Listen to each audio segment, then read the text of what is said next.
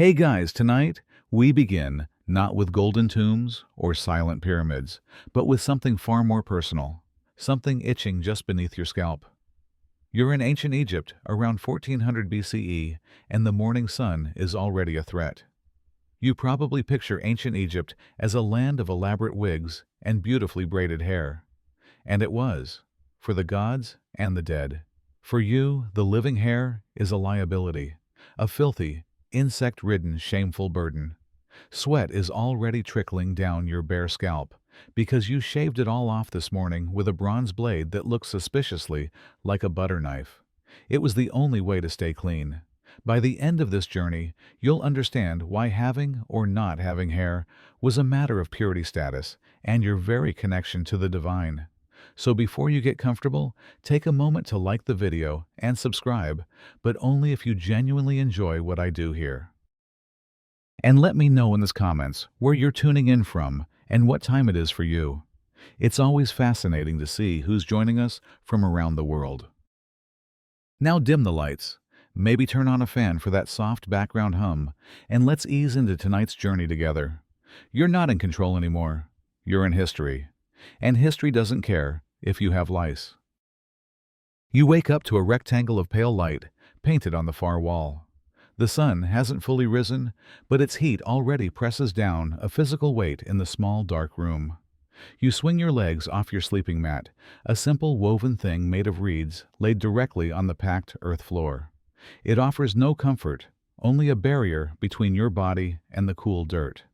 The air you breathe is thick with the smell of dust, dried sweat, and the faint, ever-present scent of the nearby Nile, a mix of mud and life and decay. Your home is a single room made of mud brick. There are no windows, only the doorway and a small opening high in the wall that lets out the smoke from the cooking fire, but never enough. Your family sleeps around you. The sound of their soft breathing is a familiar rhythm, a comfort against the silence of the pre-dawn world. Your father's snore is a low rumble. Your mother is already stirring, her movements slow and practiced in the gloom. Outside, the village is coming to life.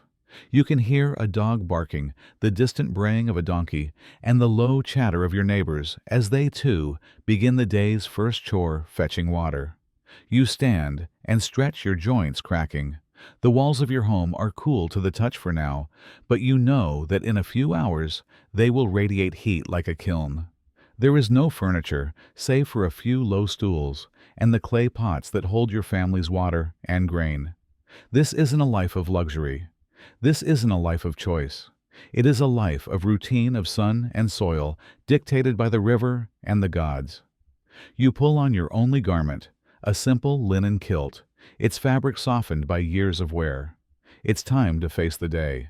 But first, you must face the heat, the thirst, and the hunger. Your mother hands you your breakfast, a piece of flat, dense bread made from barley and a clay cup of beer. The bread is tough, and as you chew, you can feel the familiar grit of sand between your teeth, a byproduct of the stone grinders used to make the flour. This is not a flavor you complain about. It is simply a fact of life, as constant as the sun. You dip the bread into the beer to soften it. The beer is not the clear, crisp drink you might imagine. It's thick, cloudy, and slightly sour, more like a thin porridge. You drink it not for pleasure, but for hydration and calories. The water from the Nile can bring sickness and death, but the brewing process boils the water, making the beer safe. Even the children drink it. There is no honey. There is no fruit. Just the bread and the beer. You eat quickly, silently. Meals are not for conversation. They are for fuel. Your stomach, which was already aching with a dull emptiness, feels heavy but not satisfied. This meal is designed to give you just enough energy to work in the fields until midday, when you will eat again, likely more bread, and perhaps a raw onion if the harvest has been kind. You watch your father eat, his face calm, his movements efficient. He wastes nothing. Every crumb is precious. The concept of shame in your world isn't just about honor. It's about waste. To waste food is to disrespect the gods who provided it and the family who toils to grow it. You finish your cup, the yeasty liquid, leaving a film on your tongue. The hunger is still there, a low, quiet hum beneath your ribs. It's always there. You are ready for work. You step out of the cool darkness of your home and into the blinding light of the morning. Before you head to the fields, there is a ritual.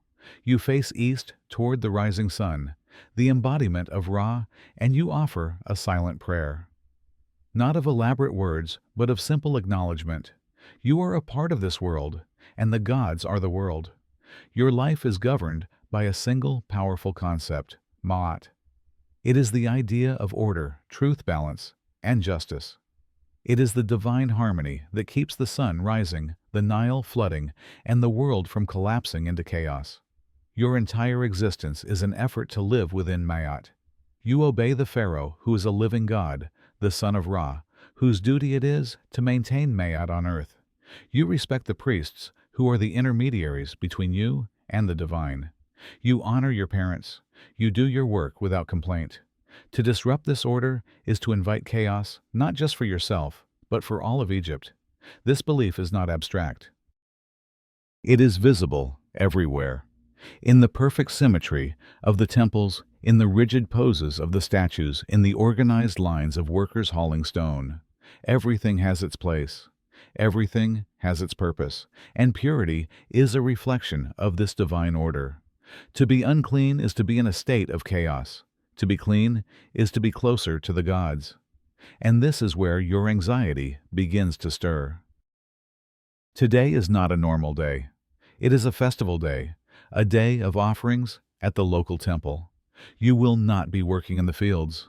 Instead, you will join the procession, walking with your family and neighbors to the grand stone gates of the temple precinct. You must be clean, perfectly clean. Not just your body, which you washed in the Nile, but your clothes, your spirit, and your appearance. The priests will be watching.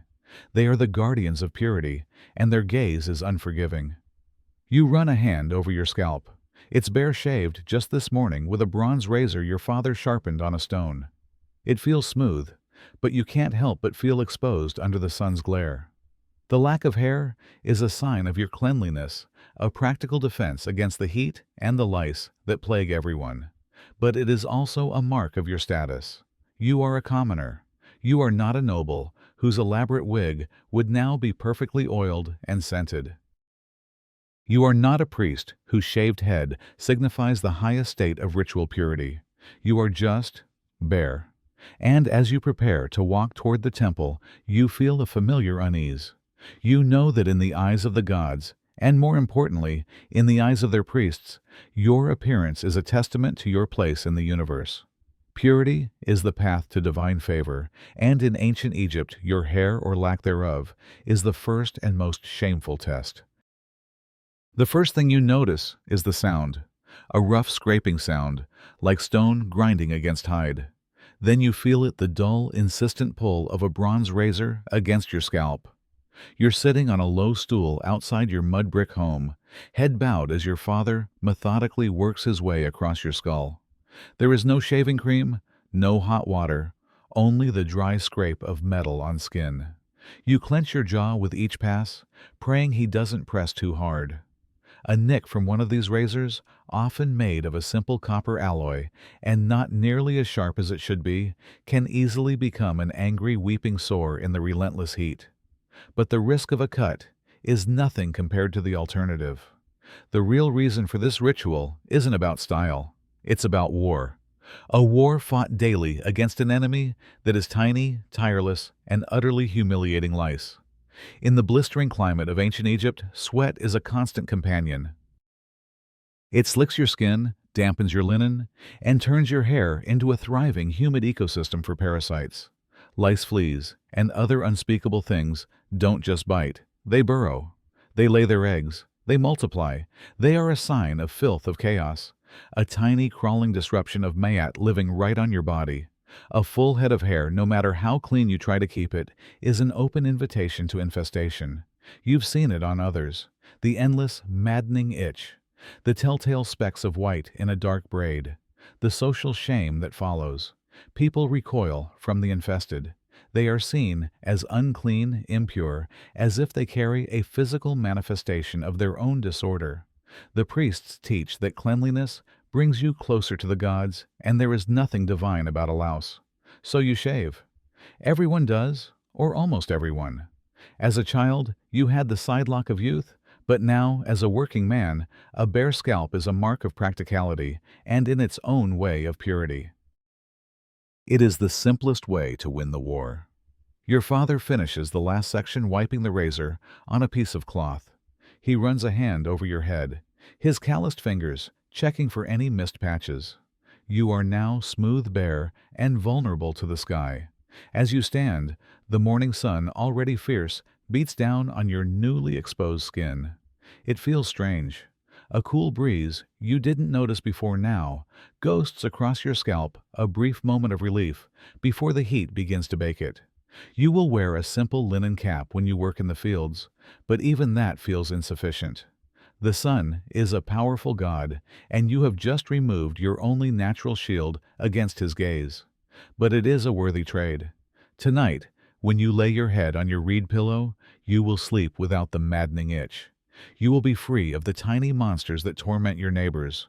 You are clean. In ancient Egypt, that is a form of wealth that no amount of gold can buy. And as you prepare for the festival, this feeling of cleanliness, this bareness, is your first and most important offering.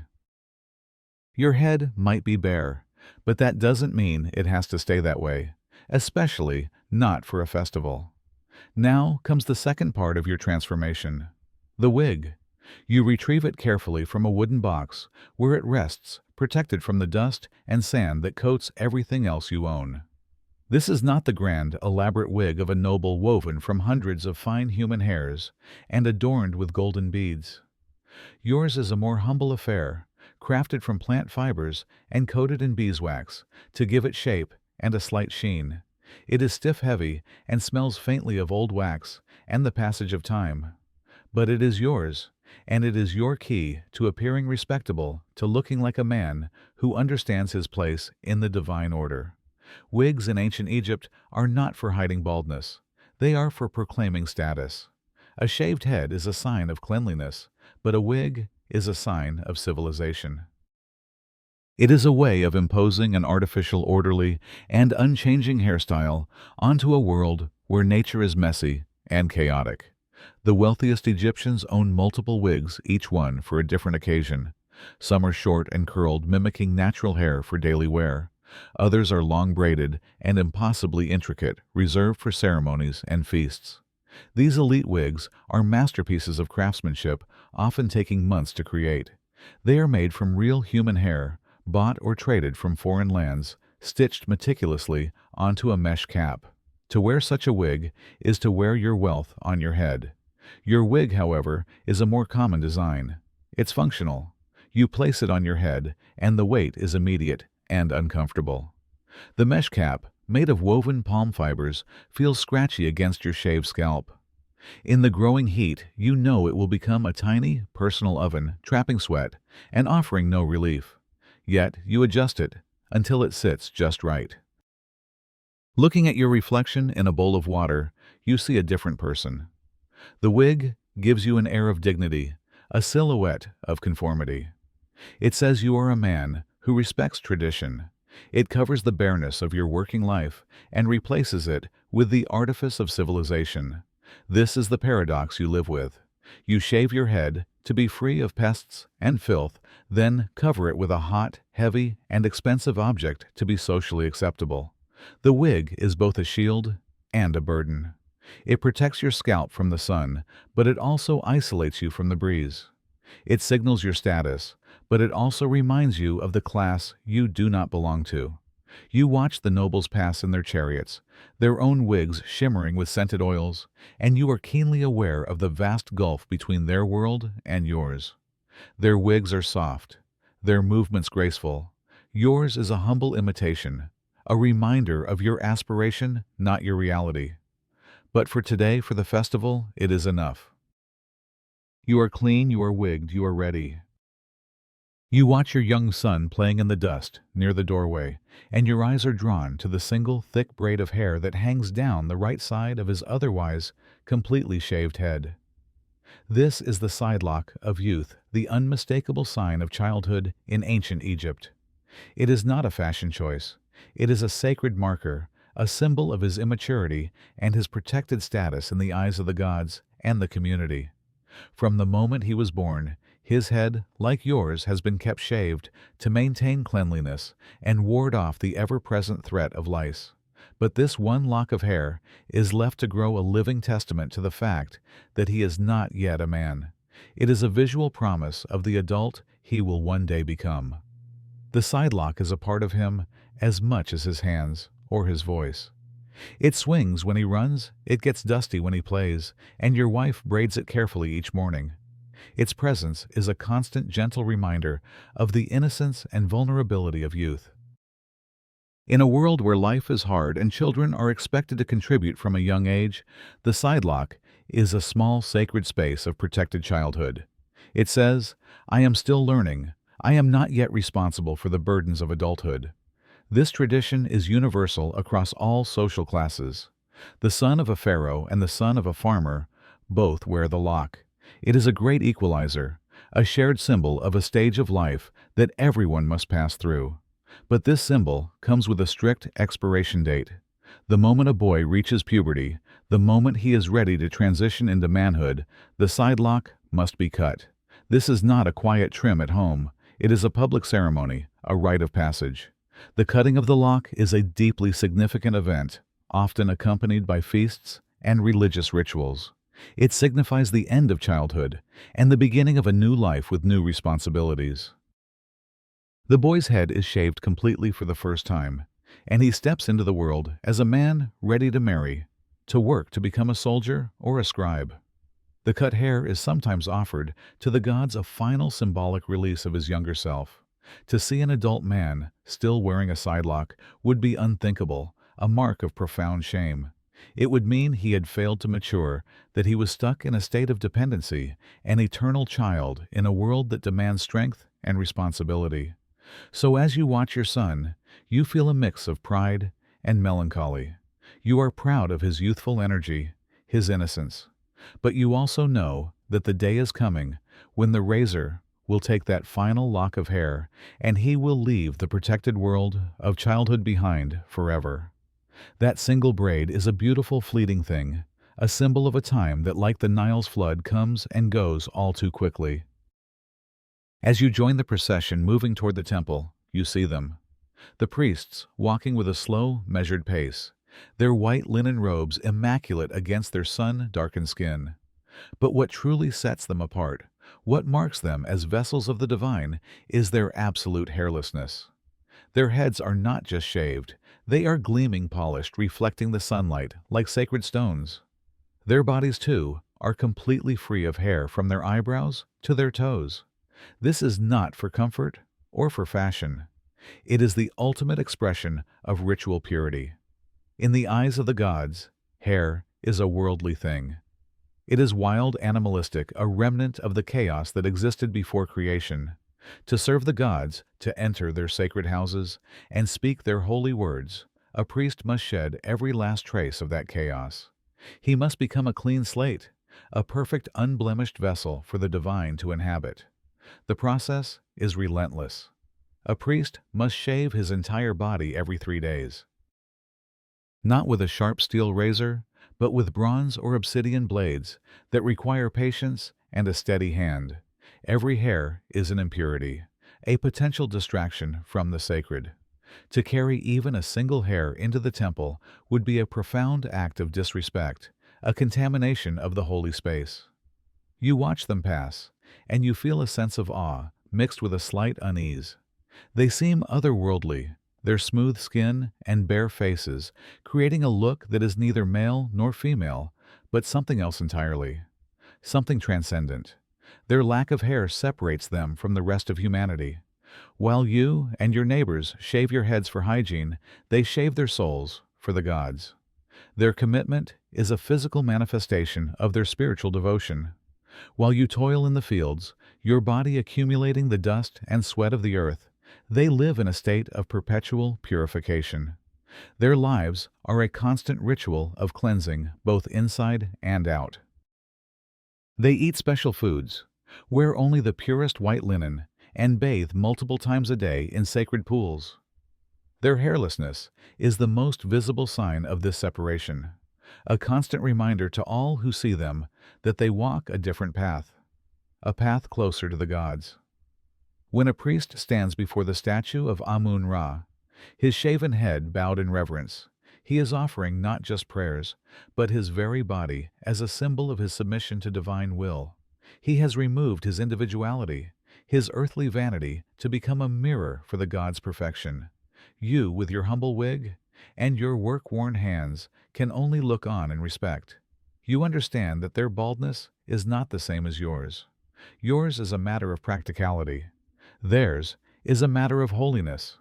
They are the clean ones, the pure ones, the empty vessels, waiting to be filled with light.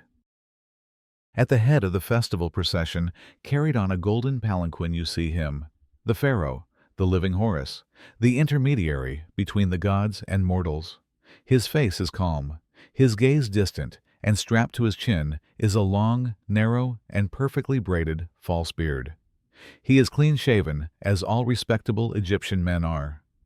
Yet he wears this beard as a non-negotiable part of his royal and divine regalia. This is not a symbol of masculinity, it is a symbol of godhood. In the world of ancient Egypt, beards are for foreigners, for Libyans, for Syrians, for the chaotic, uncivilized peoples who live beyond the black land of the Nile. To be Egyptian is to be clean-shaven, orderly, pure. But the gods are different. In countless temple reliefs and statues, gods like Osiris and Ptah are depicted with long stylized beards, often braided and curled at the end. This divine beard is not a sign of age or humanity. It is an icon of their eternal power, their unchanging nature, their supreme authority over the cosmos. When a pharaoh wears the false beard, he is not pretending to be a man with facial hair. He is embodying a god. He is visually declaring that he is more than mortal, that his power does not come from the earth, but from the heavens. The false beard is a sacred costume, a piece of ritual theater that elevates him from a mere ruler to a divine sovereign. The beards themselves are works of art, often crafted from gold and silver woven with thread and held in place by fine straps tied behind the ears. The style of the beard matters. The beard of a living pharaoh is straight and narrow. The beard of a deceased pharaoh, now identified with the god Osiris, is depicted with a divine upward curve at the end. Even in death, the symbolism is precise, and this divine accessory is not limited to men. When a woman ascended to the throne, as the powerful Queen Hatshepsut did, she too adopted the false beard. In her statues and reliefs, she is often depicted with all the trappings of a male pharaoh, including the beard, not because she was trying to be a man, but because she was claiming the divine authority of a king. The beard was an attribute of the office, not the person. You watch as the pharaoh passes the golden beard, gleaming in the sun, and you understand its meaning, without needing a scribe to explain it. It is a barrier, a symbol that separates the world of mortals from the world of gods. He may be a man of flesh and blood, but the beard he wears is a reminder that he walks with the eternal. He is a god on earth, and his chin says so. While you and the other men keep your head shaved for cleanliness and convenience, the women in your life treat their hair very differently. You look at your wife standing beside you in the crowd, and you see the care she has taken. Her hair, while often covered by a headcloth in public, is her pride, a symbol of her beauty, her youth, and her fertility. Unlike men, women in ancient Egypt were encouraged to grow their hair long.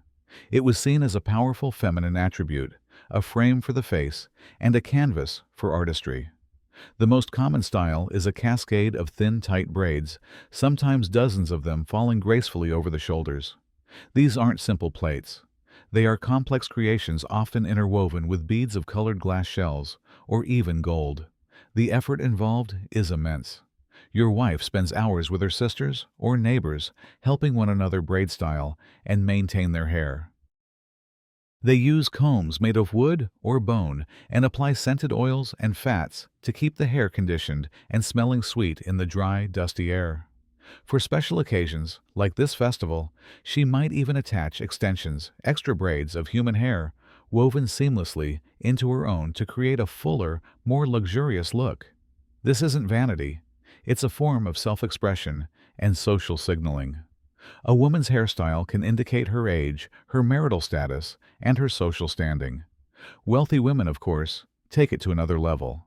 They have personal hairdressers and own collections of ornate wigs, each one more elaborate than the last. Their wigs are often dyed, perfumed, and decorated with precious materials. In tomb paintings, you see noble women with heavy shoulder-length wigs of black braids, their faces framed by a perfect, unchanging halo of hair. But even for a common woman like your wife, her hair is her glory. It is one of the few areas of her appearance that she has creative control over. While her linen dress is simple and her feet are bare, her hair can be a work of art, and there is a deeper, more mystical meaning to it. Hair, especially long, healthy hair, was linked to life and procreation. The goddess Hathor, the embodiment of love, beauty, and motherhood, was often depicted with flowing locks. A woman's hair was a part of her power, a sign of her vitality. As you stand in the hot sun, you feel the bareness of your own scalp, a symbol of your practicality and submission to order. You look at your wife's covered head and know that beneath the cloth lies a world of beauty, complexity, and meaning that is uniquely hers.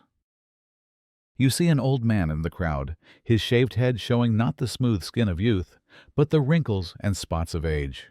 You notice, too, the fringe of white hair above his ears that he hasn't bothered to shave. In a culture that values youth and vitality, aging is a quiet enemy, and the first signs of its attack, gray hair and baldness, are met with a mixture of anxiety and invention. The shame of losing one's hair or seeing it turn to silver is a real and present fear. The Egyptians were masters of preservation, of defying decay, and they applied that same logic to their own bodies. They fought against aging with everything they had, which mostly amounted to magic hope and some very creative uses of animal fat. If you were a man beginning to lose his hair, you wouldn't just accept it as fate. You would seek a remedy. The Ebers Papyrus, one of the oldest medical texts in the world, is filled with prescriptions for hair loss. One popular recipe called for a mixture of fats from a hippopotamus, a crocodile, a cat, a snake, and an ibex, all to be massaged vigorously into the scalp. The logic, it seems, was that the vitality of these powerful animals could be absorbed through the skin, encouraging new growth. Did it work? Almost certainly not. But in a world without scientific proof, belief was a powerful medicine. Another proposed cure involved the leg of a female greyhound boiled in oil. For those whose hair was turning gray, the solutions were a bit more practical. The most common hair dye was henna made from the crushed leaves of the henna plant. It produced a reddish-brown tint that could effectively cover gray hairs, and it was used by both men and women. You can see it on the hair of mummies, their reddish locks preserved for thousands of years, a testament to their desire to maintain a youthful appearance even in death. Ramesses II, one of Egypt's most powerful pharaohs, was known to have used henna to dye his white hair in his old age. This battle against nature reveals a deep-seated cultural value. To the Egyptians, your body was your eternal home, and you were expected to maintain it. Gray hair and baldness were not just signs of aging. They were signs of the body beginning to fail, a small crack in the perfect order of Ma'at. So you would try the hippo fat. You would stain your hair with henna. You would whisper spells to the gods of youth. You would do anything to hold back the inevitable, to preserve your image, your vitality, for as long as possible. Because in Egypt, how you looked was not just vanity. It was a reflection of your soul's worth. The festival procession is a celebration of life. But in Egypt, life is always lived with one eye on the afterlife. The preparations you make today are not just for the gods on earth. They are for your eternal journey through the underworld. And just as you wouldn't appear before a priest with an unclean body, you would certainly not appear before Osiris, the Lord of the Dead, with a bad hairdo. This is why hair, and especially wigs, played such a crucial role in funerary practices. When a wealthy Egyptian was laid to rest, their tomb was filled with everything they would need for a comfortable eternity: food, furniture, tools, and of course, their finest wigs. Archaeologists have discovered elaborate wig boxes in the tombs of nobles and royalty, containing perfectly preserved wigs made of human hair still styled and ready to be worn. These weren't just sentimental keepsakes. They were essential equipment for the afterlife. The Egyptians believed that your ka, or life force, would need a body to inhabit in the next world, and that body had to be perfect, an idealized version of your earthly self. You would be young again, strong again, and your hair would be flawless. The tomb was a stage for this eternal performance, and you had to look the part. Even the hair of the deceased was treated with reverence. During the mummification process, the hair was often carefully washed, oiled, and styled. Some mummies have been found with intricate braids and curls still intact after thousands of years. In some cases, false hair was woven in to create a fuller, more youthful appearance. The embalmers were not just preserving a body, they were preserving an identity. The hairstyle you wore in life was part of who you were, and it was essential that this identity remain with you for eternity. This belief extended to the tools of grooming. Combs, hairpins, and even razors have been found among grave goods. A beautiful calcite jar from Tutankhamun's tomb contained a fatty substance, likely a scented ointment for his hair or wig. Nothing was left to chance. The gods in the Hall of Judgment would be assessing every part of you, and your appearance mattered. A well-kept head of hair, or a finely crafted wig, was a sign that you were a person of status and dignity, someone who had lived in accordance with Mayat. So as you stand in the festival crowd, adjusting your own modest wig, you are participating in a tradition that transcends life itself. You are practicing for eternity, ensuring that when your time comes, you will be ready to meet the gods looking your very best. The Egyptian obsession with cleanliness and purity did not stop at the head. It extended to the entire body. In the social and aesthetic vocabulary of ancient Egypt, body hair was a mark of the primitive, the unclean, the uncivilized. To be smooth-skinned was to be modern, refined, and truly Egyptian. Priests, as we know, took this to the extreme, removing every hair from their bodies to achieve a state of absolute ritual purity. But the practice was widespread among the upper classes as well. Both men and women regularly removed their body hair, seeing it as uncouth and animalistic. They used a variety of methods to achieve this smooth ideal. Bronze razors were common, as were tweezers for more precise work. Another popular technique was waxing, using a sticky mixture of beeswax and sugar that was applied to the skin and then ripped away, a practice that sounds painfully familiar even today. This ideal of a hairless body is reflected everywhere in Egyptian art. In statues and paintings, Egyptians are almost always depicted with smooth, sleek bodies. There are no hairy chests or unshaven legs. The skin is a clean canvas, a symbol of their refined culture. This stands in stark contrast to how they depicted foreigners. Enemies and people from neighboring lands, such as the Libyans to the west and the Asiatics to the east, were often shown with full beards and shaggy, untamed hair. These artistic choices were not accidental. They were a form of visual propaganda. The hairy foreigner represented chaos, wildness, the world outside the ordered, clean borders of Egypt. The smooth-skinned Egyptian, by contrast, represented civilization itself. This cultural bias had real-world implications. If you were an Egyptian man, a beard was not a sign of wisdom or maturity, as it was in many other ancient cultures. It was often a sign of mourning poverty or neglect. A respectable man was clean-shaven. He presented a controlled, orderly face to the world. To let your beard grow was to let yourself go to slip from the high standards of Egyptian society. Even the hair on one's arms and legs was considered undesirable by the elite. While a farmer toiling in the fields might not have the time or means to maintain a perfectly smooth body. The wealthy did, and they made it a priority.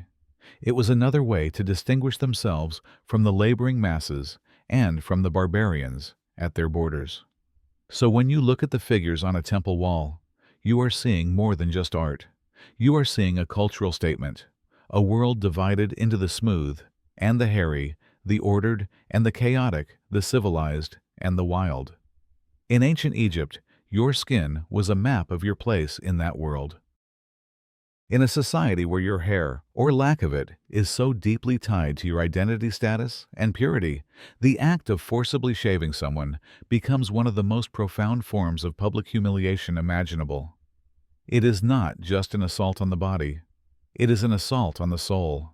While a shaved head was a choice for most Egyptians, a forced shave was a punishment, a stripping away of the self, a visual branding of shame.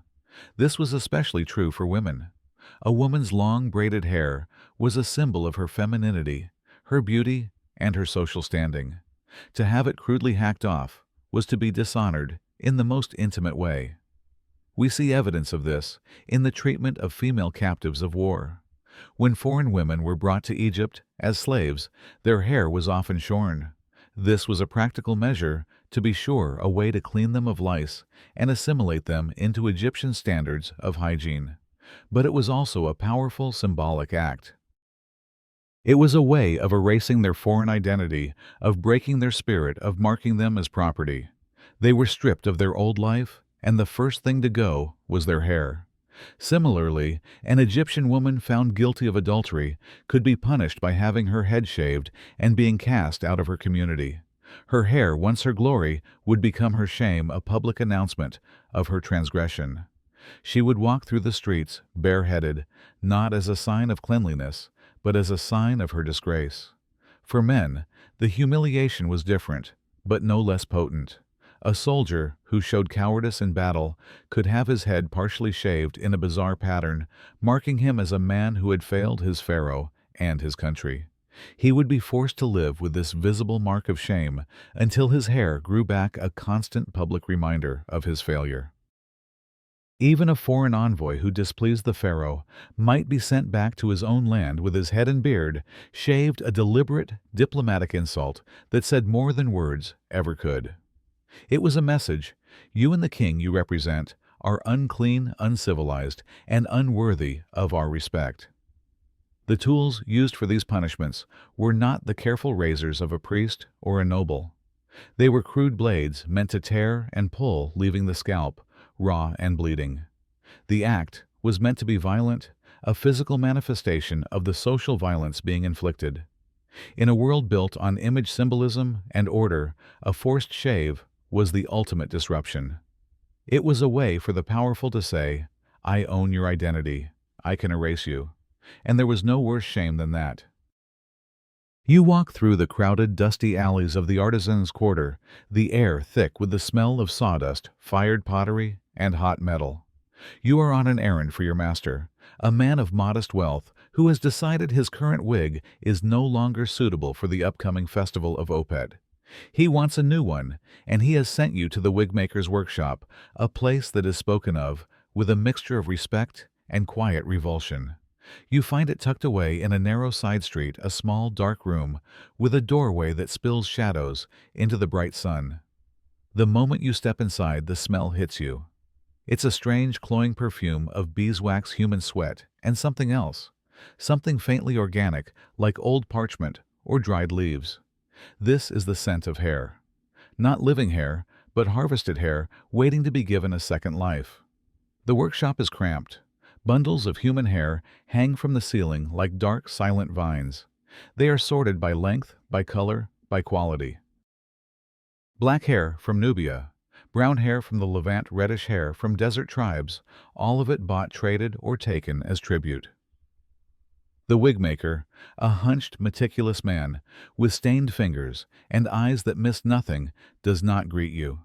He is bent over a wooden mannequin head, patiently stitching individual strands of hair onto a linen mesh cap. His tools are simple: a bronze needle, a block of beeswax, and a small pot of resin warming over a charcoal brazier. This is not a quick process. To create a single high-quality wig can take months. Every single hair must be knotted and secured by hand, creating the illusion of natural growth. You see wigs in various stages of completion all around the room. There are simple, short-cropped wigs made of palm fibers, the kind a man of your station might wear. They are stiff and functional. Then there are the more elaborate creations destined for nobles and priests. Heavy shoulder-length wigs with hundreds of tiny, perfect braids, each one finished with a clay bead or a touch of gold thread. Some are curled into tight ringlets, a style popular among the court's ladies. The wig maker uses a heated iron rod to set the curls, a slow, painstaking process. The smell of singed hair and hot wax fills the small space. You understand now why these objects are so expensive. They are not just accessories. They are sculptures made of the most intimate human material. The wig maker finally looks up his eyes, assessing you. Your clothes, your master's presumed wealth. You explain what is needed: a wig for a man of some standing. Not a priest, not a general, but someone who wishes to appear respectable before the gods. He nods slowly, running a hand over a finished wig that sits on a shelf. It is a work of art, a perfect cascade of braids, each one identical to the last. He tells you the price, and you try not to flinch. It is more than your family earns in half a year. But your master has given you a small pouch of silver rings, and you hand it over. The wig maker weighs it satisfied. He tells you to return in 2 moons. As you leave the workshop and step back into the blinding sun and noise of the street, you can still smell the wax and old hair on your clothes. You think of the unseen hands that grew that hair, the unknown heads it once graced. You think of the strange, silent intimacy of the wig maker's craft, turning the remnants of many lives into a single object of beauty and status. The wig is more than a disguise for your shaved head. It is a mask woven from the threads of countless other stories, a heavy, silent crown that you wear to show the world you belong. The wig your master has purchased now sits in its wooden box in your home, waiting for the festival. The night before, your duty is to prepare it. You lift it from its case, the familiar weight of it in your hands. But it's the smell that truly defines it. It is an artifact that carries its own atmosphere, a complex blend of the sacred and the profane. The primary scent is of the perfume cone. Your master, like all wealthy Egyptians, will place a small cone of scented animal fat, usually ox tallow, mixed with myrrh, frankincense, or lotus flower extract, on top of the wig before the ceremony begins. As the day heats up, the cone will slowly melt, releasing its fragrance and casting a thin, glistening sheen over the braids. It is a smell of divinity, of wealth, of a man who can afford to perfume the very air around him. You take a small dab of the ointment your master has provided and gently work it into the wig. The scent of lotus blossoms fills your small room, a sweet, heady fragrance that feels out of place among the familiar smells of dust and cooking smoke. This is the smell of the elite, the smell of the temples, a fragrance meant to please the gods. But beneath that beautiful aroma lies something else, something more primal and less pleasant. It is the smell of the wig itself. The beeswax used to set the braids has its own faint, waxy odor. And the human hair, despite being washed and treated, retains a ghost of its former life. More than that, you know that once this wig is worn, it will begin to absorb the smells of the wearer. Under the brutal Egyptian sun, sweat will bead on your master's brow and trickle down his scalp, soaking into the linen mesh of the wig. That sweat will mingle with the scented oil, creating a new, more complicated aroma. Over time, wigs become repositories of their owners' lives. They smell of old perfume, stale sweat, the dust of the city, and the smoke from sacrificial fires. You have smelled it on others, that slightly sour, heavy scent that clings to a wig that has been worn through many seasons. There is no easy way to clean them. They can be re-oiled and re-perfumed, but the underlying scent of use is difficult to erase. You think about your own shaved head, how simple it is, how the breeze can cool your scalp. You think of the relief of rinsing the day's sweat away with cool Nile water. The men and women of the court do not have this luxury. They carry the weight and the heat and the smell of their status on their heads. Their wigs are beautiful, yes, but they are also prisons of hair and wax. As you place the wig back in its box, you are left with the lingering scent of lotus on your fingers. It is the smell of a world you serve, but do not belong to. And you are for a moment grateful for the simple, clean bareness of your own head, free of the fragrant, heavy burden of a noble's disguise. You walk past the outer wall of the Temple of Karnak, a place you are not permitted to enter, but whose grand reliefs are visible to all who pass. The stone is alive with images, a silent, eternal story carved in the sun-bleached rock. Here the gods are tall and serene, the pharaohs are victorious, and every figure is depicted not as they were, but as they ought to be. And you notice the hair. Always the hair is perfect. The gods like Osiris and Ra wear their divine curled beards, symbols of their eternal, unchanging power. The pharaoh is shown in his Nemes headdress, the striped cloth falling perfectly over his shoulders, his own false beard strapped neatly to his chin. The queens and goddesses wear heavy, elaborate wigs of 1,000 identical braids, framing their faces in perfect, serene symmetry. There are no flyaways, no thinning patches, no signs of gray. This is the hair of the gods, ordered, controlled, and flawless. This is the ideal. This is Mayet made visible. In the world of Egyptian art, there is no room for the messy reality of human hair. You will never see a relief of a noble woman with a lopsided wig, or a pharaoh with a 5 o'clock shadow. The artist did not carve what they saw. They carved what they believed. They were not creating portraits. They were creating icons, eternal images meant to reinforce the divine order. The artistic conventions are rigid and unchanging for centuries. Young men are shown with the sidelock of youth.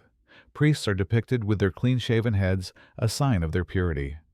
Commoners like you, if you are depicted at all, are shown with simple cropped hair or shaved heads, a subtle but clear indicator of your place in the social hierarchy. You look at these perfect, serene figures, and then you think of your own life. The reality of hair in your world is nothing like the art. Your world is one of sweat, of dust, of the constant battle against lice. It is the world of the bronze razor that nicks your scalp, of the humble fiber wig that feels heavy and hot. It is the world of seeing your own father's hair turn white at the temples, a sign of a long life, but also of decay, a concept the stone reliefs refuse to acknowledge. The art on the temple walls is not a mirror, it is a sermon. It tells you that the gods are perfect, the pharaoh is divine, and order is everything. Your own imperfect, messy human experience with hair is a reminder of your distance from that divine ideal. The shame you feel about a balding patch or a gray hair is born from this contrast. You are measured against the perfection of the gods, and you will always fall short. The reliefs are a beautiful lie, a story of a world without entropy, without decay. As you continue your walk, the stone figures stare past you with their calm, kohl-rimmed eyes, their hair forever perfect, forever in its place. They are a reminder that in Egypt you are living in two worlds at once, the real world of grit and imperfection, and the ideal world of the gods, which you can see everywhere but can never truly touch. In the great hypostyle hall, a forest of stone columns open to the sky, there is a section of reliefs you are allowed to see. It depicts the military triumphs of Seti Wars. On one wall, the pharaoh is shown in his chariot, larger than life, his bow drawn, his expression one of serene, divine fury. And before him, his enemies are scattered, broken, and defeated. You see Libyans, Syrians, and Nubians all rendered with careful, deliberate detail. But it is their hair that tells the real story. The Libyans are shown with long, pointed beards and sidelocks, their hair wild and unkempt. The Asiatics from Syria have thick, dark, square-cut beards that cover their faces. They are depicted as hairy, chaotic, the very opposite of the clean-shaven, orderly Egyptians who conquer them. This is not just an artistic choice. It is a political statement, a form of cultural warfare carved in stone. In the Egyptian worldview, to be hairy is to be uncivilized. The beard for anyone other than a god or a pharaoh in his divine costume is a sign of otherness, of a life lived outside the discipline of Mayat. It represents the untamed wilderness that lies beyond the fertile, ordered banks of the Nile. When you see these images, you as an Egyptian feel a sense of pride and superiority.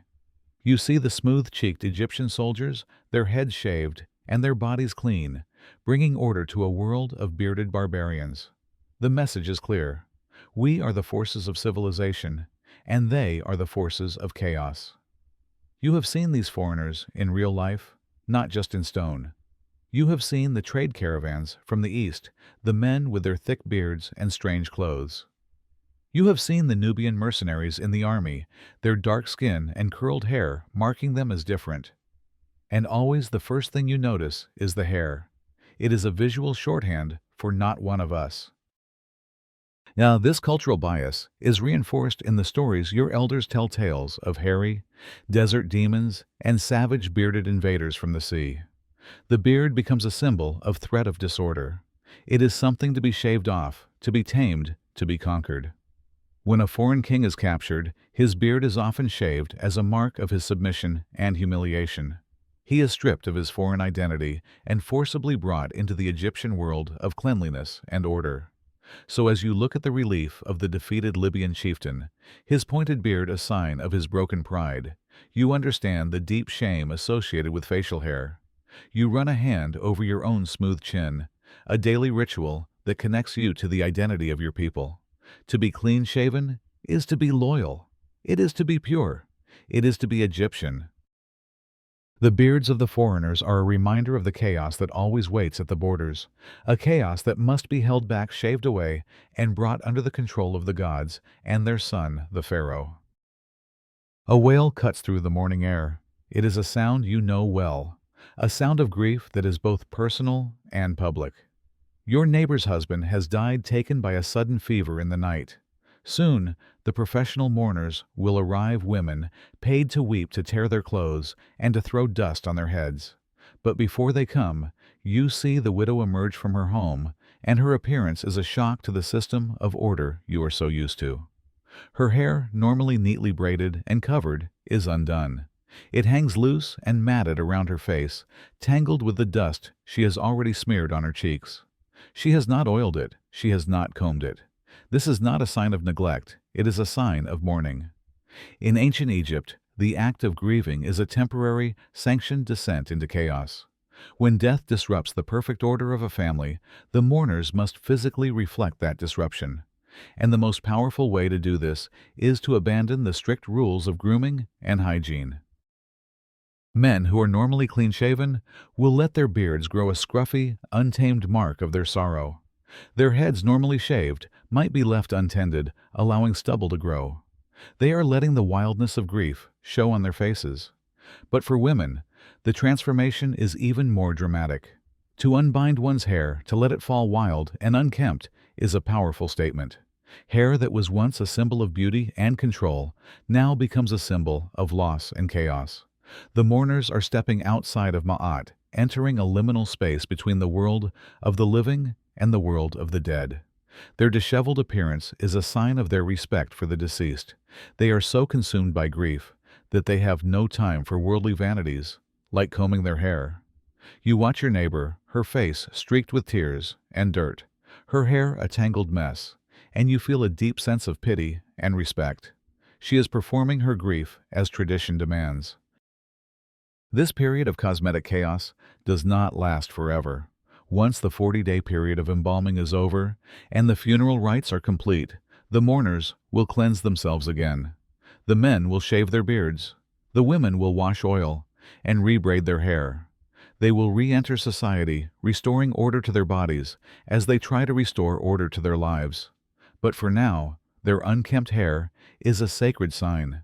It tells the world, we are broken. Our world is in chaos. It is a rare moment when disorder is not only accepted but required.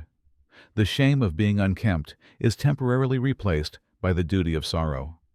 And in that raw, tangled hair, you see the truest expression of a heart that has been shattered. You walk past a smaller temple, one dedicated to the goddess Sekhmet.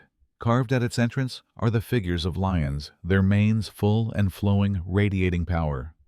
As an Egyptian, you have been taught that the animal world is a reflection of the divine. Gods take the form of animals, and the physical attributes of these creatures are imbued with sacred meaning. And when it comes to hair and fur, no animals are more potent than the lion and the cat. The lion, with its magnificent mane, is a symbol of raw, untamed power, of solar energy, of the pharaoh's own strength and ferocity. The mane is not seen as chaotic or uncivilized as a human beard would be. Instead, it is a divine crown, a halo of fur that signifies the lion's connection to the sun, god Ra. Sekhmet, the lion-headed goddess of war and healing, embodies this duality. Her mane is a sign of her terrifying, destructive power, but also of her ability to protect the righteous. Pharaohs would often identify themselves with the lion, adopting the title Lion of Justice, and being depicted in art with a lion's strength. The Sphinx, a lion's body with a human head, is the ultimate fusion of this idea. The raw power of the animal world controlled and guided by the divine intellect of the king.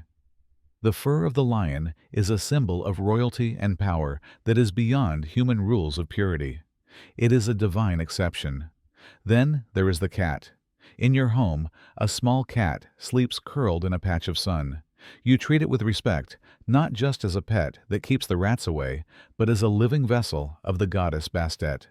Bastet is the goddess of the home, of fertility, of protection, and her grace is reflected in the sleek, clean fur of her sacred animal.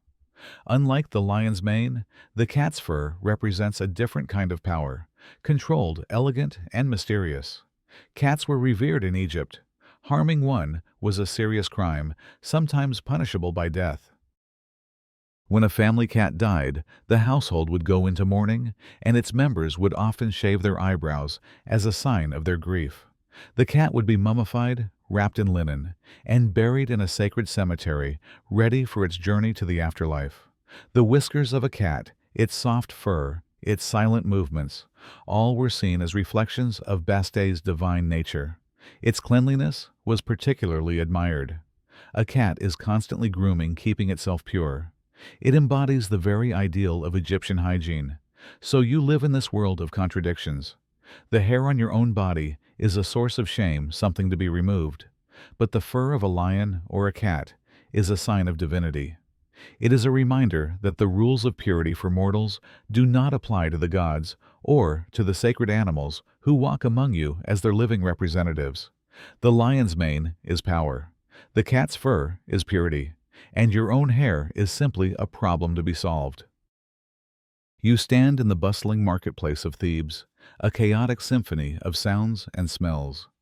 Merchants shout prices for grain, fish, and pottery. Donkeys bray under the weight of their loads. The air is thick with the scent of spices from Punt and incense from the Levant. And here, amidst the stalls selling everyday goods, you see at a merchant's booth dedicated to the commerce of hair. It is a stark reminder that in ancient Egypt, appearance is not just a social or religious matter. It is an economic one. A finely crafted wig is one of the most valuable, non-essential items a person can own, and the trade surrounding it is vast and profitable. At the stall, you see wigs of all qualities. There are the cheap ones, made from blackened palm fibers or horsehair, stiff and coarse.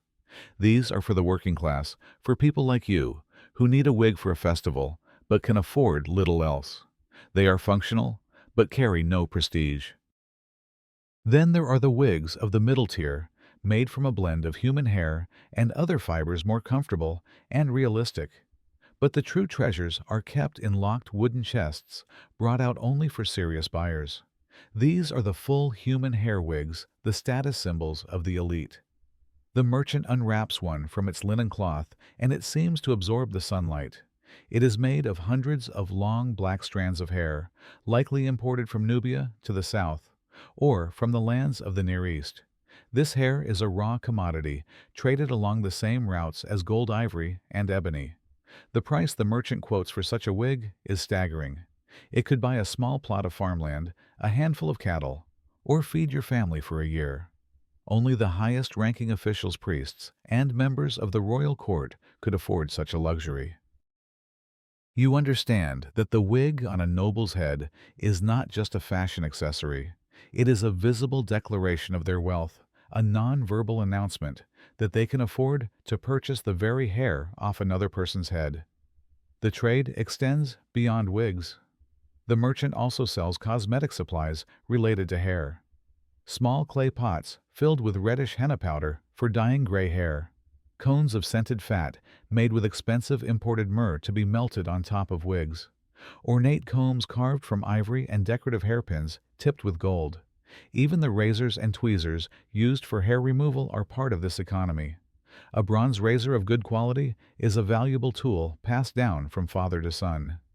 You, with your simple fiber wig, bought for a few copper deben, are at the very bottom of this economic pyramid.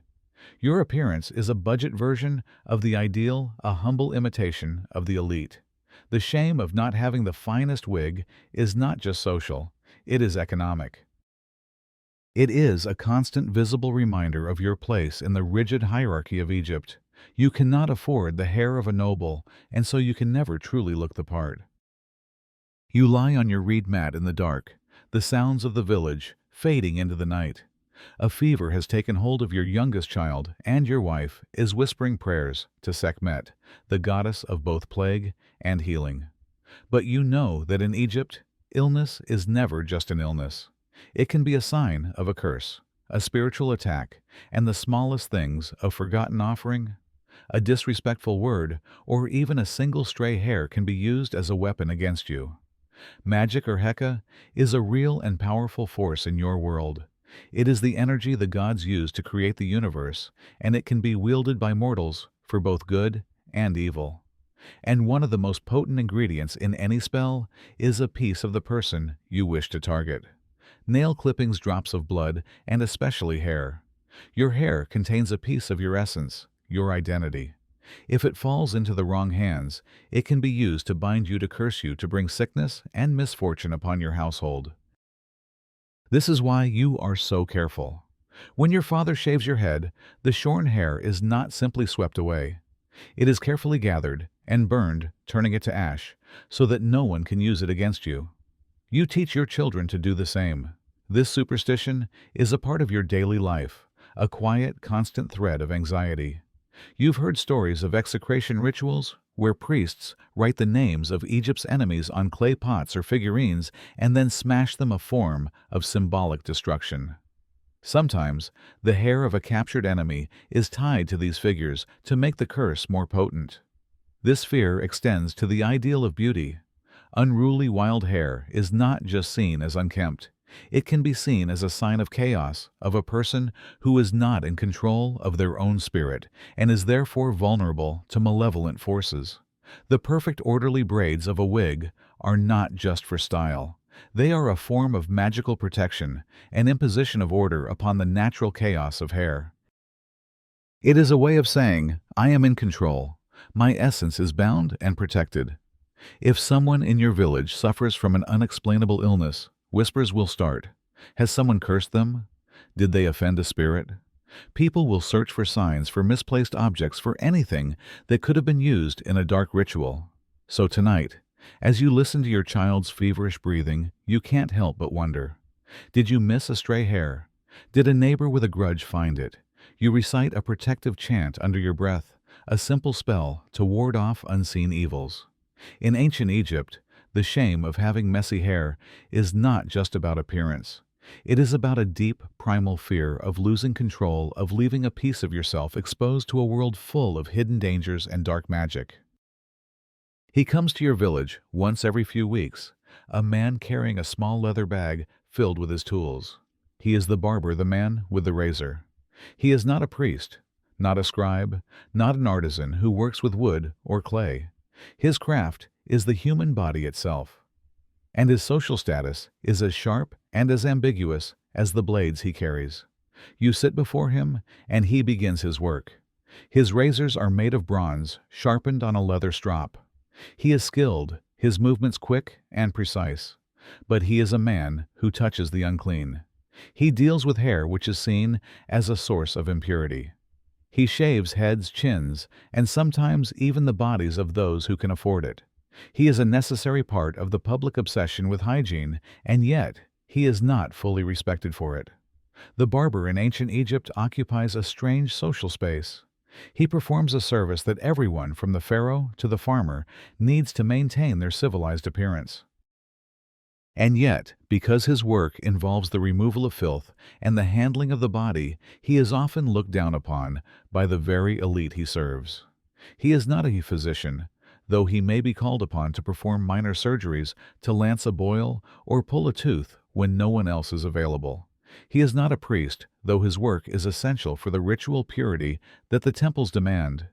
He is a craftsman of the body, a manual laborer whose hands are always busy, but rarely celebrated. You watch him as he works on your neighbor. His movements are a blur of practiced efficiency. He holds the head steady, the razor flashing in the sun. He is a commoner like you, but his trade gives him a unique kind of access. He travels from village to village, from wealthy estates to humble neighborhoods. He hears the gossip of the town. He knows who is sick, who is in mourning, who has a new wig. He is a repository of the community's small secrets. And yet, he is an outsider. People need him, but they do not invite him to their feasts. They pay him for his service, often in bread or beer, but they do not see him as an equal. His is a life of walking, of carrying his tools on his back, of being forever associated with the act of scraping away the body's imperfections. It is an honorable trade in its own way, a way to make a living, but it is a trade that will never lead to high status. He will never be a scribe, never own land. He will always be the man with the razor, the one who keeps Egypt clean, but who is never quite seen as pure himself. As he finishes with your head, you hand him a small loaf of bread as payment. He nods, packs his tools, and moves on to the next customer, another head waiting to be brought back into the fold of Egyptian order. The sun is climbing higher now, its heat becoming a physical presence on your freshly shaved scalp. Before you step out into the full force of the day, you reach for your head covering. For a working man like you, it is a simple piece of white linen, a cap or a cloth, that you can wrap around your head to shield you from the sun's relentless glare. It is a practical necessity, as essential as your sandals or your water jar. But as you adjust the cloth, you are aware that this simple act of covering your head is also a part of the complex language of appearance in your world. The headcloth is a tool, but it is also a symbol. You look at the nobles passing in their chariots. They too wear head coverings, but theirs are not simple linen squares.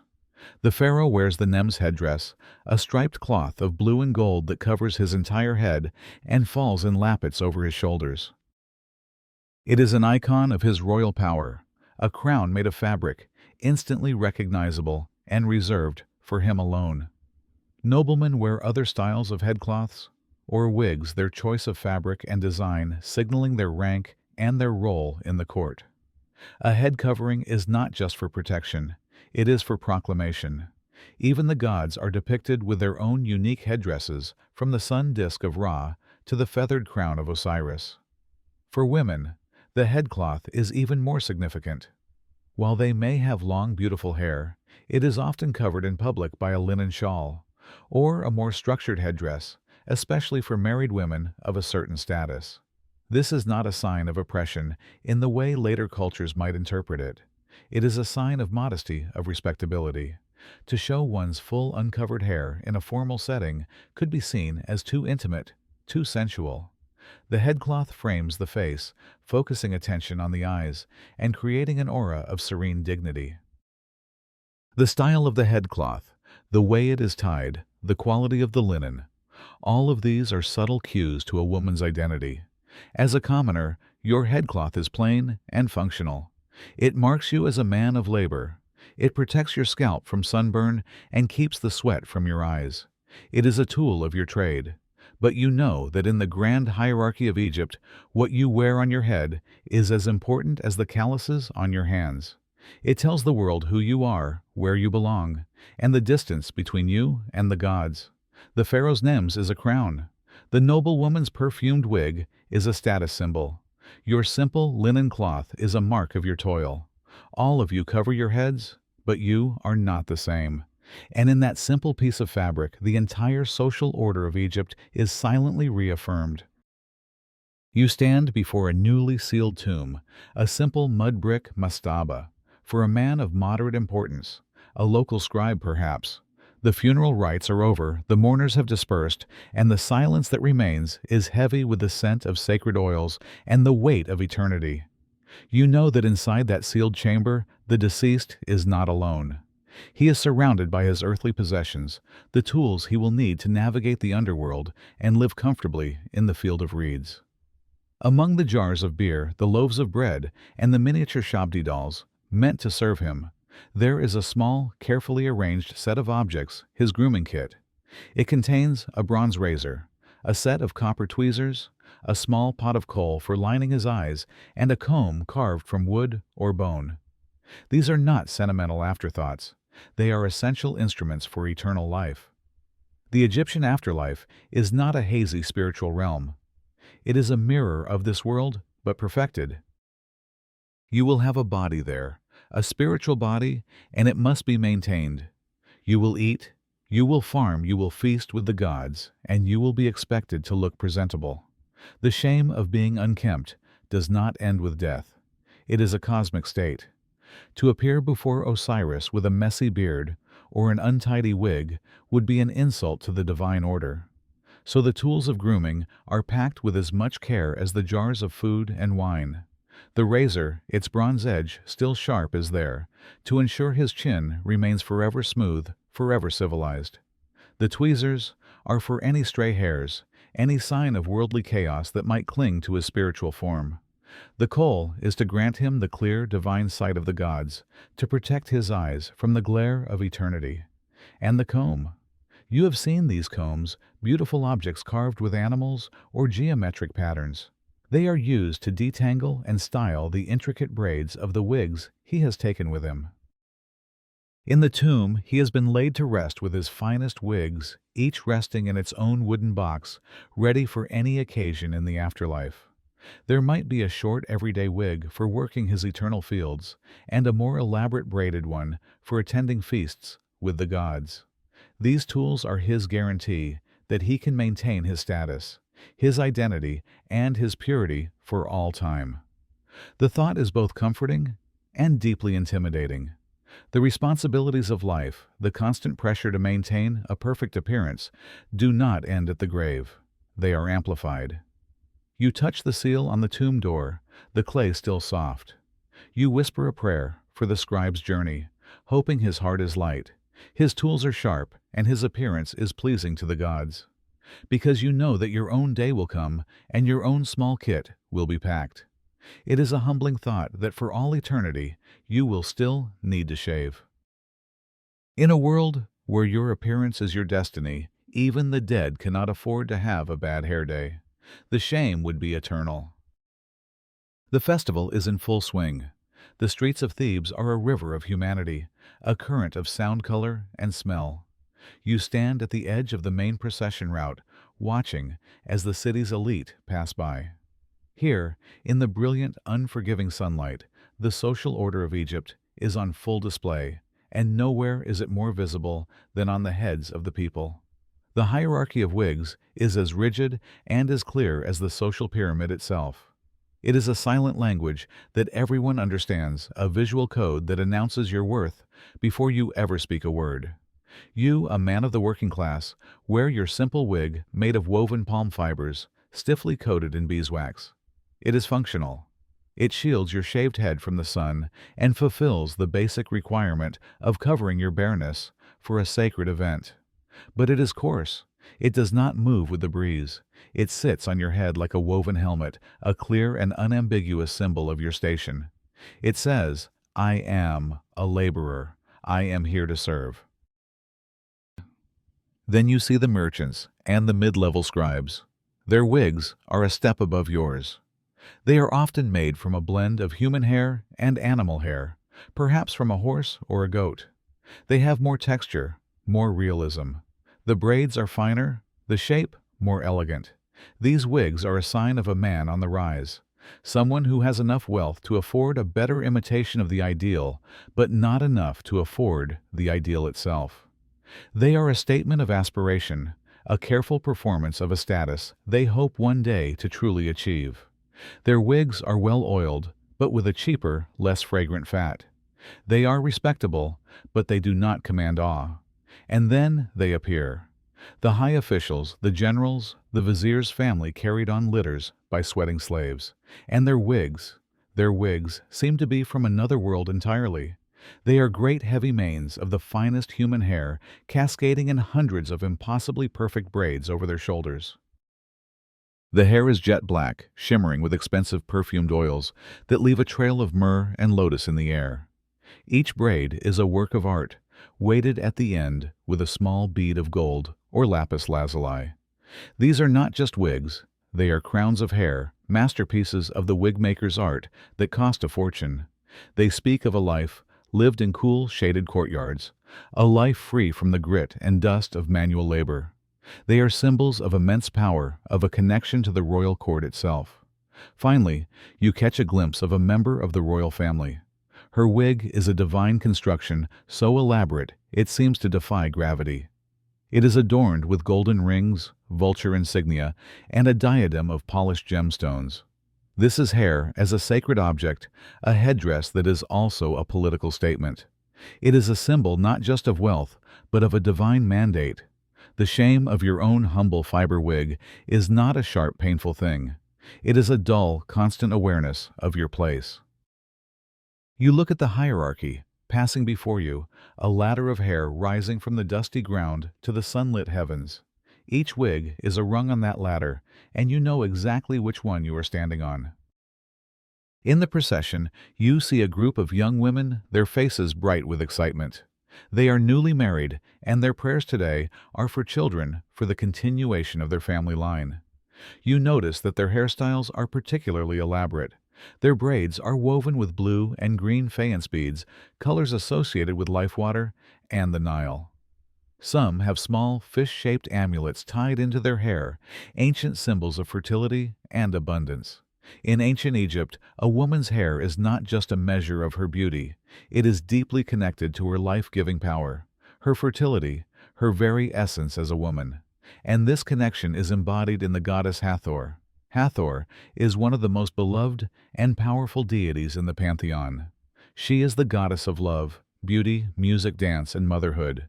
She is the divine mother, the celestial cow who nourishes the world with her milk. And in her depictions, she is often shown with a magnificent head of hair, or a heavy stylized wig, her face framed by a cascade of dark locks.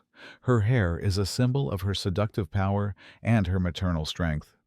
Temples dedicated to Hathor are places where women come to pray for children, for a safe childbirth, for the love of a husband. The priestesses of Hathor are often musicians and dancers, their own hair adorned with flowers and ribbons as they perform the sacred rites. There is a belief whispered among the women in your village that a woman's long, thick hair is a sign of a strong womb. A woman with healthy hair is more likely to bear healthy children. Whether this is true or not, the belief is powerful.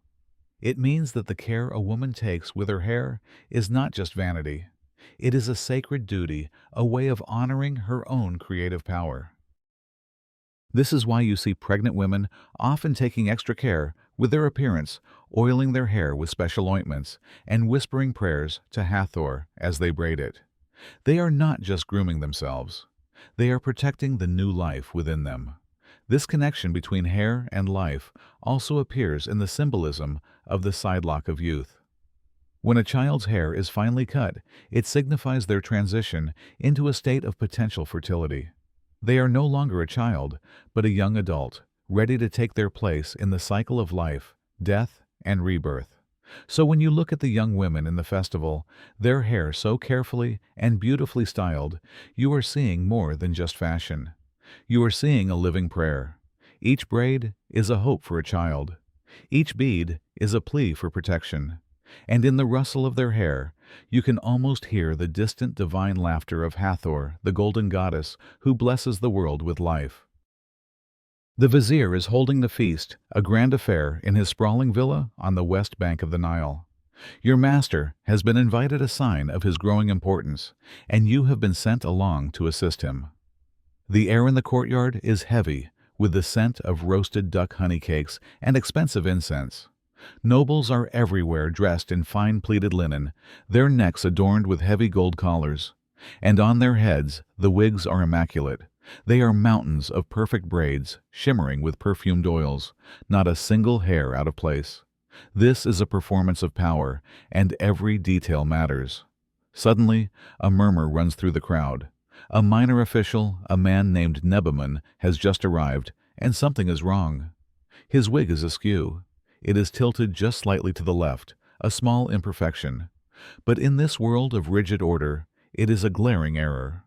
The linen mesh at its base is visible just above his right ear. One of the beaded tassels at the end of a braid has come undone, dangling awkwardly. You watch as a wave of silent judgment ripples through the gathering. No one says a word, but their eyes do the talking. A nobleman near you smirks into his wine cup. A group of ladies across the courtyard whisper behind their fans, their eyes darting towards Nebaman. He seems unaware at first, but then he catches the shift in the room. He subtly reaches up to adjust the wig, but his movement is clumsy, panicked. It only makes it worse. Now the shame is palpable. Nebaman's face flushes. He, a man of status, has appeared in this elite company, looking sloppy, disordered, imperfect. His crooked wig is a sign of carelessness, a crack in his carefully constructed facade of competence and control. It suggests that he is a man who cannot even manage his own appearance, so how can he be trusted to manage the affairs of the state? In a matter of moments, his status has slipped. He has become the subject of ridicule, a walking symbol of social failure. His carefully chosen linen robe, his expensive sandals, his polished copper armbands. None of it matters now. All anyone can see is the crooked wig. You feel a strange mix of pity and fear for him. You know the whispers will follow him for weeks. He will be known as Nebaman of the crooked wig. His rivals will use this small mistake as a weapon, a way to undermine his authority in the endless game of court politics. It is a brutal but effective lesson. In ancient Egypt, your appearance is not your own. It is a public statement, and a single moment of disorder can undo years of careful climbing. Your master leans in and whispers to you, his voice low and sharp. See that, let it be a warning. Perfection is not a goal, it is a requirement.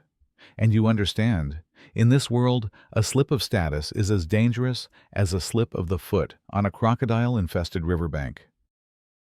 Your father is an old man now. He no longer works in the fields. His back is too bent, his hands too gnarled. He spends his days sitting in the shade of a sycamore tree, telling stories to the village children. His face is a map of wrinkles, each line a story of a life lived under the Egyptian sun. And his hair, what little of it remains at the fringes of his shaved head, is as white as the feathers of an ibis. In your culture, old age is treated with reverence. The elderly are the keepers of wisdom, the living links to the ancestors. Your father is respected. People seek his advice on planting, on disputes, on the old ways. His white hair is seen as a mark of this wisdom, a sign that he has lived long enough to see many floods of the Nile, many reigns of the Pharaoh. And yet you know there is another side to this story. While old age is honored, the physical signs of aging are fought with a quiet desperation. The ideal, the one you see on temple walls, is of eternal youth. The gods never age. The pharaohs in their statues are forever young and strong. To grow old is to decay, to move away from that divine perfection and toward the chaos of death. It is a paradox that sits at the heart of Egyptian life. You respect the wisdom of the old, but you fear the look of old age. You see it in the actions of the nobles. They dye their hair with henna, hiding the silver threads that betray their years. They use cosmetics to smooth their wrinkles. They whisper magical spells, intended to turn back time. Your own mother, when she finds a gray hair in her braid, plucks it out with a sigh, as if removing a small omen of her own mortality.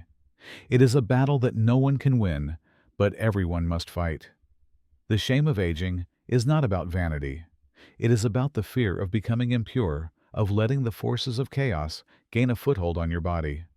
Gray hair is a physical reminder that your time in this world is finite, that your body is slowly, inevitably breaking down. So as you look at your father, you feel both love and a faint sense of dread. You honor his wisdom, but you also see the frailty that his white hair represents. He has lived a long and full life, and for that, he is a man of great status in the village. But you know that if he were a court official, he would be dyeing his hair, clinging to the illusion of youth to maintain his position of power. In Egypt, wisdom is revered, but decay is feared.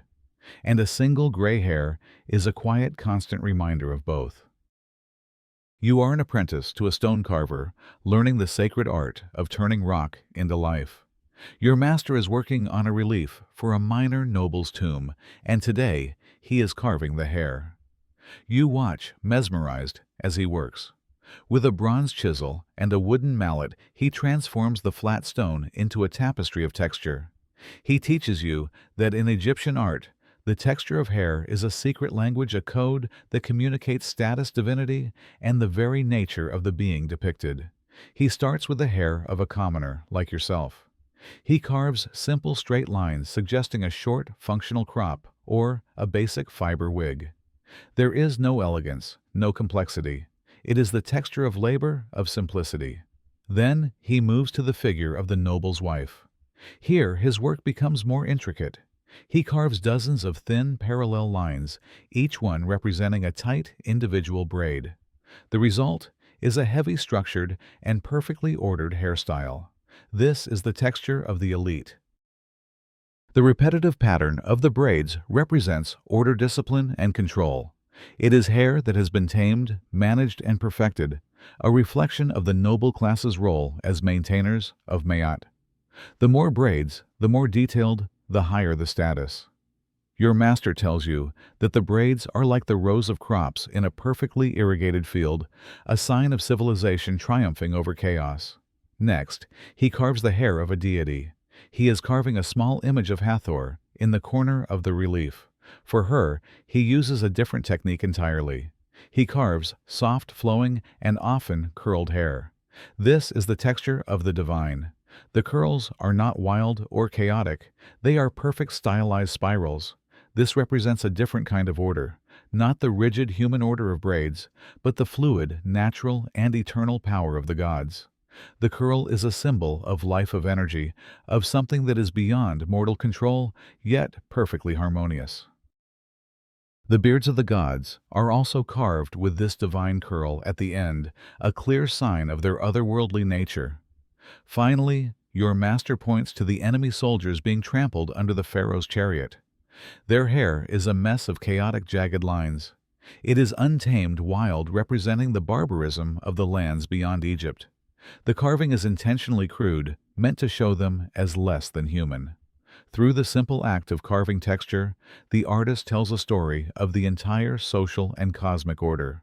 The commoner's plain hair, the noble's ordered braids, the god's divine curls, and the enemy's chaotic mess. You realize that to the ancient Egyptians, hair was never just hair. It was a philosophy carved in stone, a visual map of one's place in the universe. And as an artist, your job is not to replicate reality, but to reinforce that sacred order, one chisel strike at a time. The wig your master wears is magnificent, a dense cascade of human hair, dark and shimmering with scented oil. You have often wondered where all this hair comes from. The official story, the one told in polite society, is that it is acquired through trade, a precious commodity imported from foreign lands, like Nubia, where the people are known for their thick, dark hair. This is true in part. Trade caravans do bring bundles of hair to the markets of Thebes and Memphis, where it is sold for high prices.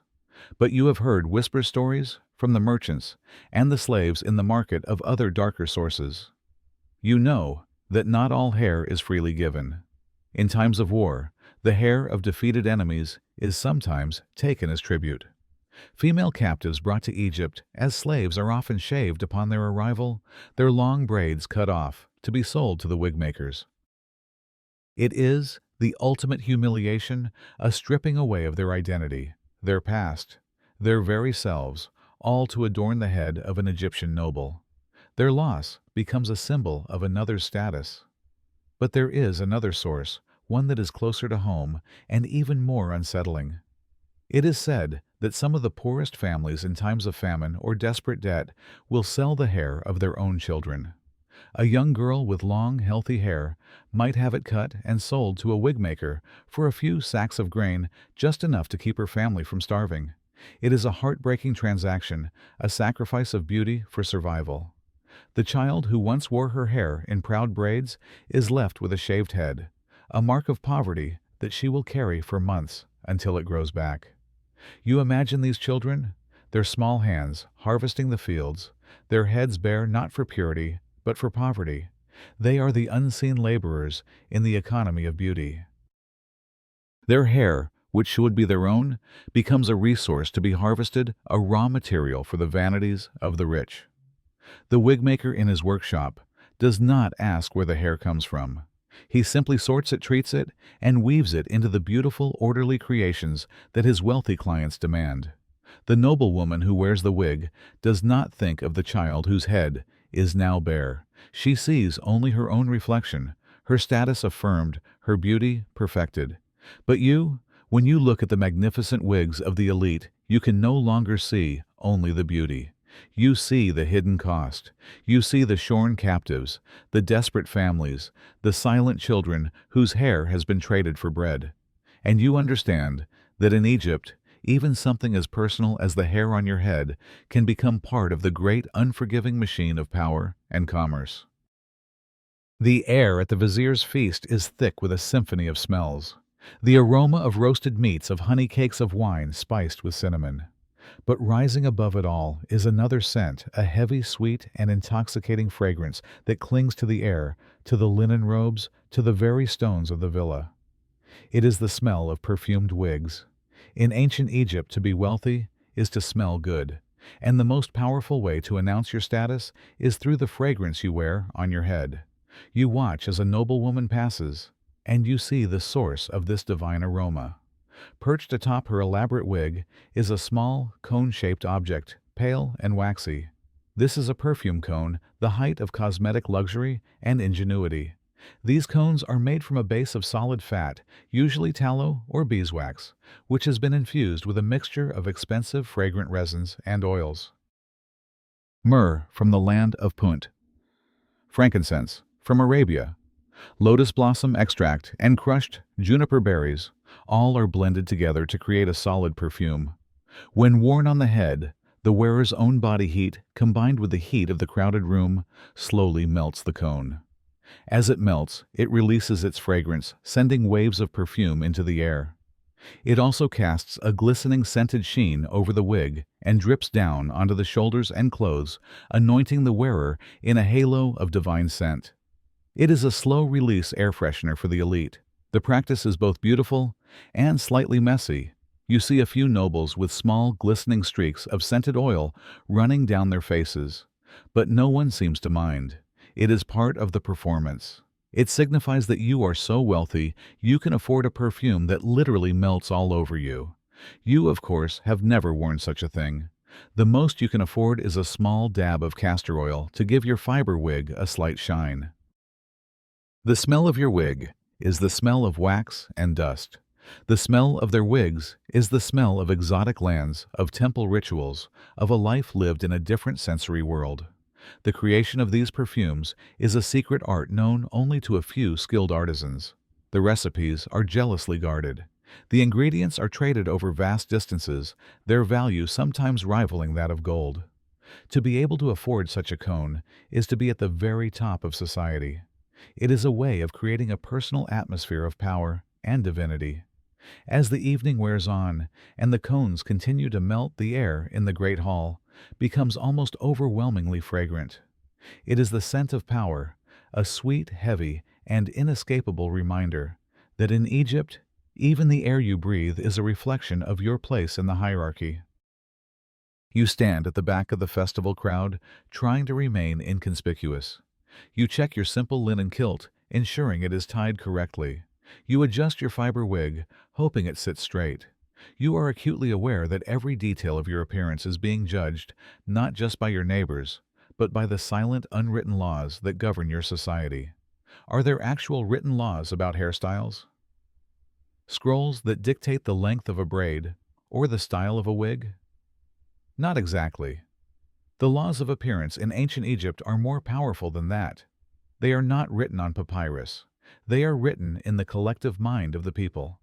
They are enforced not by guards, but by shame. The code is understood by everyone. A priest must be utterly hairless, a sign of his sacred purity. To see a priest with stubble would be a shocking breach of protocol, an insult to the gods he serves. A child must wear the sidelock of youth. It is their visual identity. To cut it too early, or to wear it for too long, would be to disrupt the natural order of life. A noble must wear a wig of the highest quality, a reflection of their status. To appear with a cheap or poorly kept wig would invite ridicule and suggest a fall from grace. A soldier might wear his hair short and practical, but a farmer shaves his head for hygiene. These are not choices, they are roles, and your appearance is your costume. The shame of breaking these codes is immense. It is the shame of being out of place, of disrupting the harmony of Ma'at. If you were to wear a wig far above your station, people would not see it as aspirational. They would see it as a transgression. You would be mocked, whispered about, seen as a man who does not know his place. The shame would isolate you. Conversely, if a noble were to appear with a shaved head and no wig in a formal setting, it would be seen as a shocking act of impropriety, a rejection of his own status. These laws are enforced through looks, through whispers, through the subtle but powerful mechanisms of social pressure. You conform not because you are forced to by law, but because you are compelled to by the deep-seated need to belong, to be seen as a good, orderly, and respectable Egyptian. You know that if you step outside these norms, you risk becoming an outsider, a person of chaos in a world that worships order. So you wear your humble wig, you keep your chin smooth, you follow the rules. You do it because the shame of not belonging is a heavier burden to carry than any wig, no matter how hot or uncomfortable. It is a shame that could follow you all the way to the hall of judgment. The scribe for whom you have mourned has now passed through the hands of the embalmers. His body has spent 40 days covered in natron, the natural salt that has drawn out all moisture, leaving behind a dry, leathery husk. Now, in the final stages of the mummification process, the embalmers turn their attention to his appearance, for he must be made perfect for his journey to the field of reeds. This is the final, eternal hairstyle, and it is a task of sacred importance.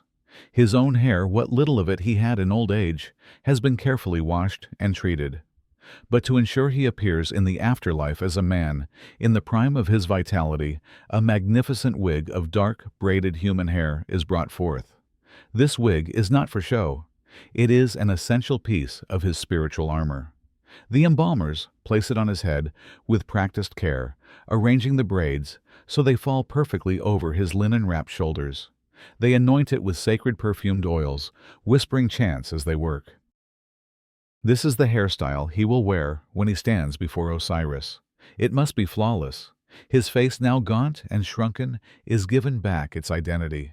His eyebrows, which were shaved off, are painted back on with black coal in perfect, elegant arches. His eyes are lined, giving his empty sockets the illusion of sight. And finally, the false beard of the deceased, with its divine upward curve, is strapped to his chin. He is no longer just a dead man. He is being transformed into an Akha, a glorified spirit, an idealized being ready to join the ranks of the eternal. Every detail is a prayer. Every touch is a ritual. The embalmers work with a quiet, focused reverence. They are not just preserving a corpse. They are creating a god. They are ensuring that when the scribe's soul is called to be judged, his appearance will speak of his dignity, his piety, and his adherence to Ma'at. As the final linen bandages are wrapped covering the wig, the beard, and the painted face, the scribe's earthly appearance is sealed away, ready for its final unveiling in the underworld. You know that this same care is given to every person of status. Their tombs are filled with spare wigs, with combs, with jars of ointment, all to ensure that their eternal grooming needs are met. It is a powerful testament to the Egyptian belief that who you are is inseparable from how you look. The shame of being unkempt, of being imperfect, is so profound that it must be fought even after death. The final hairstyle is the final statement, a declaration that you have lived and died in a state of grace and order, ready and worthy to feast with the gods for all eternity. The sun climbs towards its zenith, a merciless white eye in a cloudless sky. The festival procession moves slowly, a river of sound and color, but all you can feel is the weight. It starts as a dull pressure at the crown of your head, but it soon radiates downwards, a persistent ache in the muscles of your neck and shoulders. Your wig, your humble construction of palm fibers and beeswax, feels less like an adornment and more like a punishment. It is a physical manifestation of the social burden you carry, a constant heavy reminder of the performance required of you. You try to stand straighter to mimic the effortless posture of the nobles, but the strain is undeniable. Your neck is a column of stone, fighting to hold up the weight of your manufactured identity. You watch the priests, their heads bare and gleaming, and for a moment you feel a sharp pang of envy. They are free of this weight. Their purity is expressed through absence, through lightness. Your respectability, however, must be built, carried, and endured. The heat is the wig's greatest accomplice in this torture. There is no ventilation beneath the tightly woven mesh cap. It sits on your shaved scalp, like a clay pot left in the sun, trapping every bead of sweat, every bit of rising body heat. An agonizing itch begins at the nape of your neck, a familiar torment you cannot scratch without disrupting the wig and drawing unwanted attention. You can feel sweat trickling down your temples, but you cannot wipe it away. The wig is a cage, and you are sweating inside it. You see the children, their heads shaved, but for their single side locks, running freely through the crowd, their movements light and unburdened. They do not yet know the weight of status. They do not yet understand that to be a respectable adult in this world is to carry a heavy, hot, and often uncomfortable symbol on your head. Then your gaze falls upon a high-ranking official, his own wig, a magnificent heavy creation of real human hair adorned with beads. He stands perfectly still, his expression serene, betraying no sign of discomfort. How does he do it? Is it years of practice, or is the weight of his wig so familiar, so integrated into his being, that he no longer feels it? Or perhaps you think he feels it more than anyone, but has simply mastered the art of hiding his suffering. The ability to endure the physical discomfort of status is in itself a sign of power. You shift your weight from one foot to the other, a small, almost imperceptible movement to relieve the strain on your neck. The wig shifts with you, a dead weight threatening to slide. You reach up with a feigned casualness to adjust it, pressing it firmly back into place. The procession continues. The chants rise and fall. The incense smoke stings your eyes. But your world has shrunk to the physical sensations of this object on your head. The pressure, the itch, the trapped heat, the constant dull ache that reminds you with every step that you are wearing a costume. It is the price you pay to be seen as a man of order in a world that fears chaos. But right now, under the full fury of the midday sun, that price feels very, very high. In the corner of your small, single-room home, there is an object that does not quite belong. It is a wooden box, more finely crafted than anything else you own.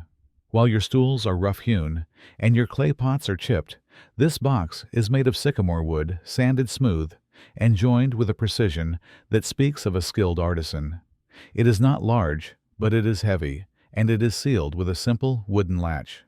This is the wig box, and the reverence with which your family treats it tells you everything you need to know about its contents. It is more than storage. It is a shrine to a status you borrow, but do not possess.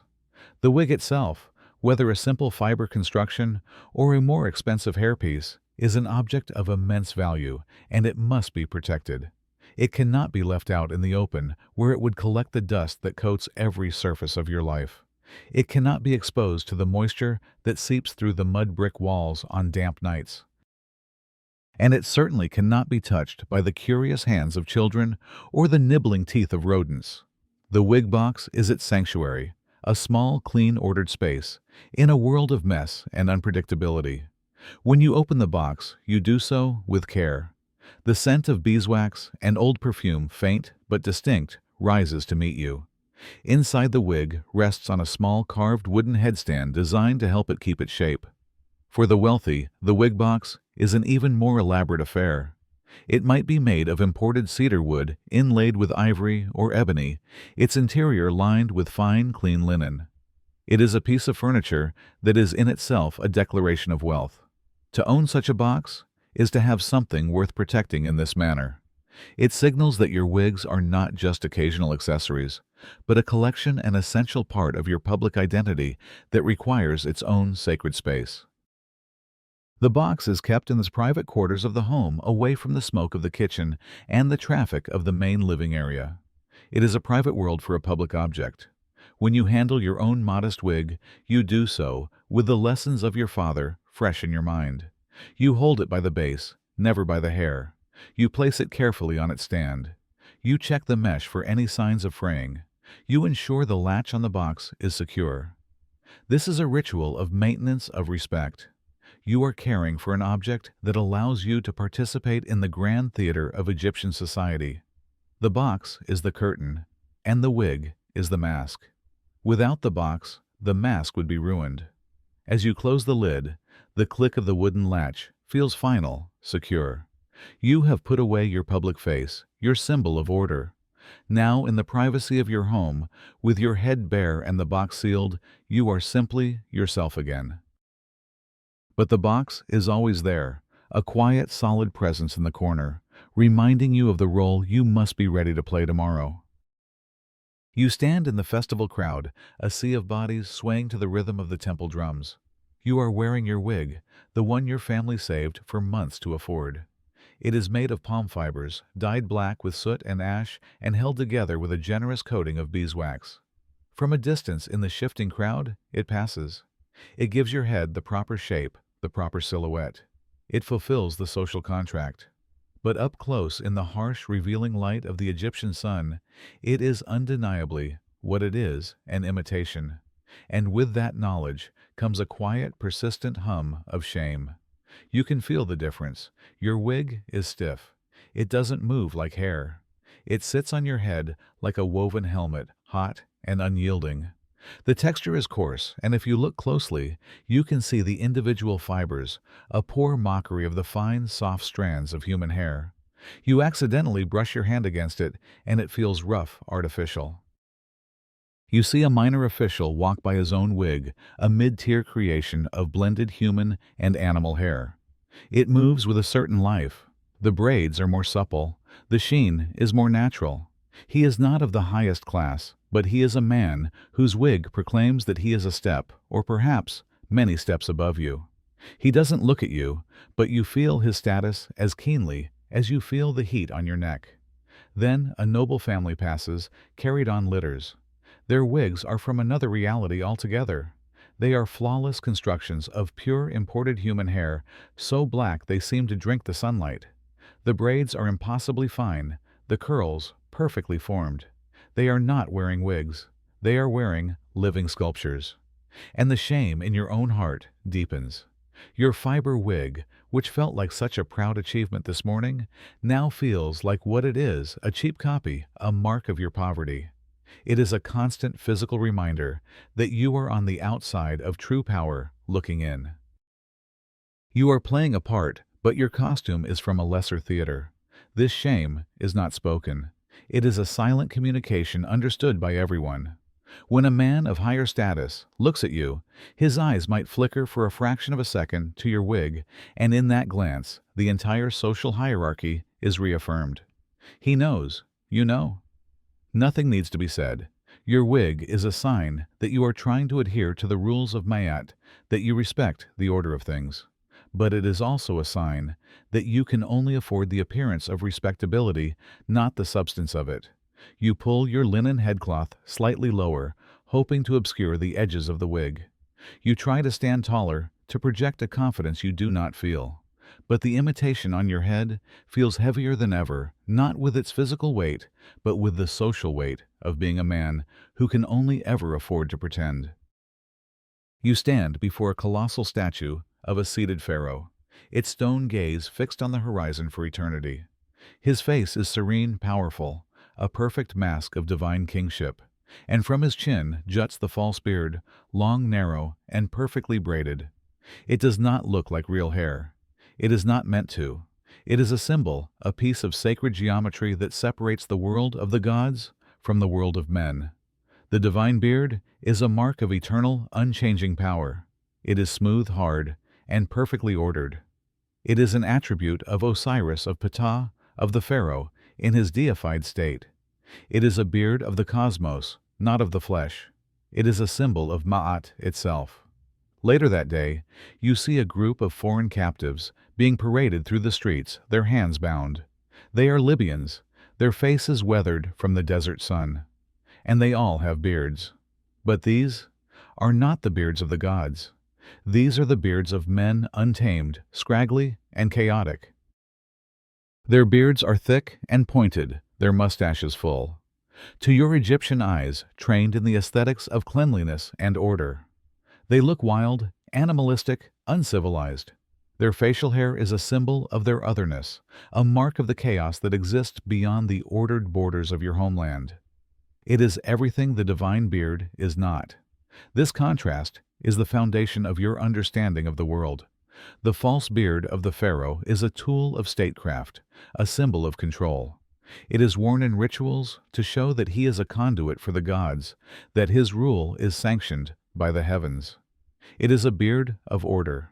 The beard of a living, breathing man, however, is a sign of neglect, of a failure to control the body's natural state.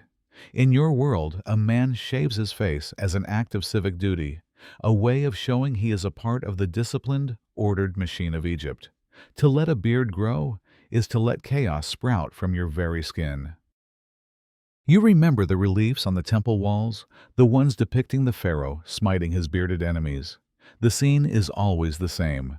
The clean-shaven, serene god-king bringing order to the hairy, chaotic forces of the outside world. The battle is not just between armies. It is between two cosmologies, one of cleanliness and control, and one of wildness and nature. The shame of having a beard for an Egyptian man is the shame of being seen as a foreigner, as a barbarian, as someone who does not understand or respect the divine order. So you run a hand over your own smooth chin. The act of shaving this morning was not just about hygiene. It was a reaffirmation of your identity, a small daily ritual that separates you from the chaos of the world and aligns you with the perfection of the gods. You walk towards a small, quiet shrine dedicated to Hathor, tucked away from the main festival route. Here the air is softer, filled with the scent of lotus flowers and the low murmur of prayers. You see a young woman kneeling before the altar. She is not a priestess, just an ordinary woman from your village. In her hands, she holds a single thick braid of her own dark hair tied at both ends with a simple linen thread. With a quiet reverence, she places it on the altar, a silent offering to the goddess. This is a profound act, a sacrifice not of an animal or of grain, but of a piece of herself. Her hair, which she has grown and cared for, which is a symbol of her beauty and her youth, is now being given to the divine. Hair offerings are a deeply personal form of devotion. They are often made at moments of great transition or desperation. A woman might offer her hair as a plea for fertility, hoping that by sacrificing a part of her own beauty, Hathor will bless her with a child. A mother might offer the first cut side lock of her son, a symbolic trade of his childhood, for the goddess's protection as he enters manhood. Someone suffering from a long illness might cut their hair and leave it at a healing shrine, a physical release of their old sick self, in the hope of a new, healthy beginning. This is not a common practice, not a part of the grand state rituals. It is a private, intimate conversation with the gods. The woman at the shrine has now cut a significant portion of her hair. Her once long flowing braids are now uneven shorter. She will carry this visible sign of her sacrifice with her for months, even years, until her hair grows back. When people see her in the village, they will not see it as a bad haircut. They will see it as a mark of her piety, of her deep connection to the divine. They will know she has made a powerful offering, that she has given something of great personal value. Her uneven hair is a story, a public declaration of a private prayer. This act carries with it a kind of temporary sacred shame. She has willingly made herself less beautiful in the eyes of the world to make herself more beautiful in the eyes of the goddess. She has embraced a moment of physical imperfection as a path to spiritual perfection. It is a powerful reversal of the daily pressures of appearance. For a short time, her unkempt hair is not a sign of chaos or neglect, but a sign of a soul in communion with the gods.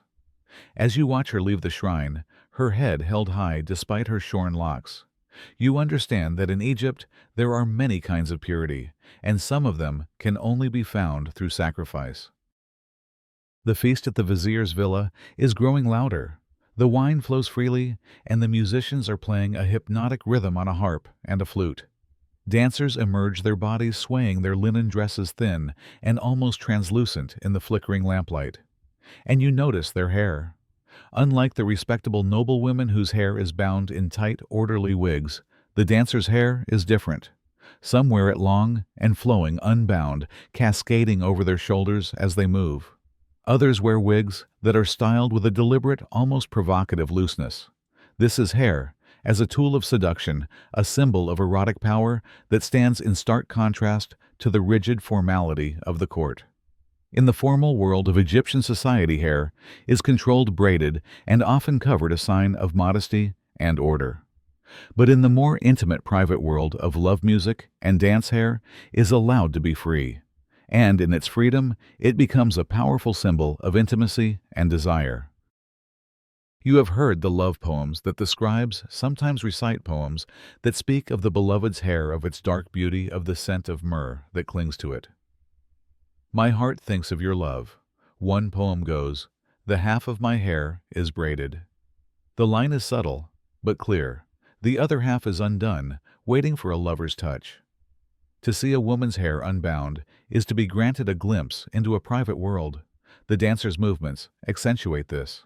As they spin, their hair flies out, a dark cloud that seems both wild and controlled. It is a deliberate performance of sensuality. The men watching are captivated. The loosening of hair is a loosening of the strict social codes that govern their daily lives. It is a hint of the chaos, the passion that lies just beneath the surface of their ordered world. This erotic symbolism is ancient. The goddess Hathor, in her role as the Lady of Love and Intoxication, was often associated with this kind of sensual freedom. Her priestesses, the dancers and musicians, used their art to invoke her presence, and their flowing hair was a part of that invocation. But this power is a dangerous one. A respectable woman would never show her hair so freely in public. It would be a source of shame, a sign that she was immodest, that she lacked self-control. The erotic power of hair is reserved for the performance, for the private moment, for the poem. It is a power that is acknowledged, but also carefully contained. As you watch the dancers, their bodies moving in the lamplight, their hair a swirling shadow, you understand the deep duality of hair in your culture. It is at once a symbol of the strictest order and the most profound chaos of divine purity and earthly desire, and the line between the two is as thin as a single unbound strand of hair. You see them in the painted scrolls, in the stories retold by those who have visited Thebes or Memphis. You see an image of a magnificent Egypt, a place where everyone from the pharaoh to the farmer wears an elaborately braided wig, dark and gleaming. A world of uniform beauty, where the shaved head is merely a preparation for an even more perfect adornment. But that is a lie, a myth woven from the walls of tombs and the imagination of later centuries. The truth, as is often the case, is both simpler and harsher. For you, an ordinary laborer life is not a noble's banquet. You do not wake up and choose between 5 different wigs. You wake up and face reality, the heat, the dust, and the work. The wig made of real human hair, The soft and shimmering kind, worn by officials and their wives, is an unimaginable luxury. The price of a single such wig could feed your entire family for a year. It is the equivalent of a small, fertile plot of land, a herd of cattle, or a fine boat for navigating the Nile.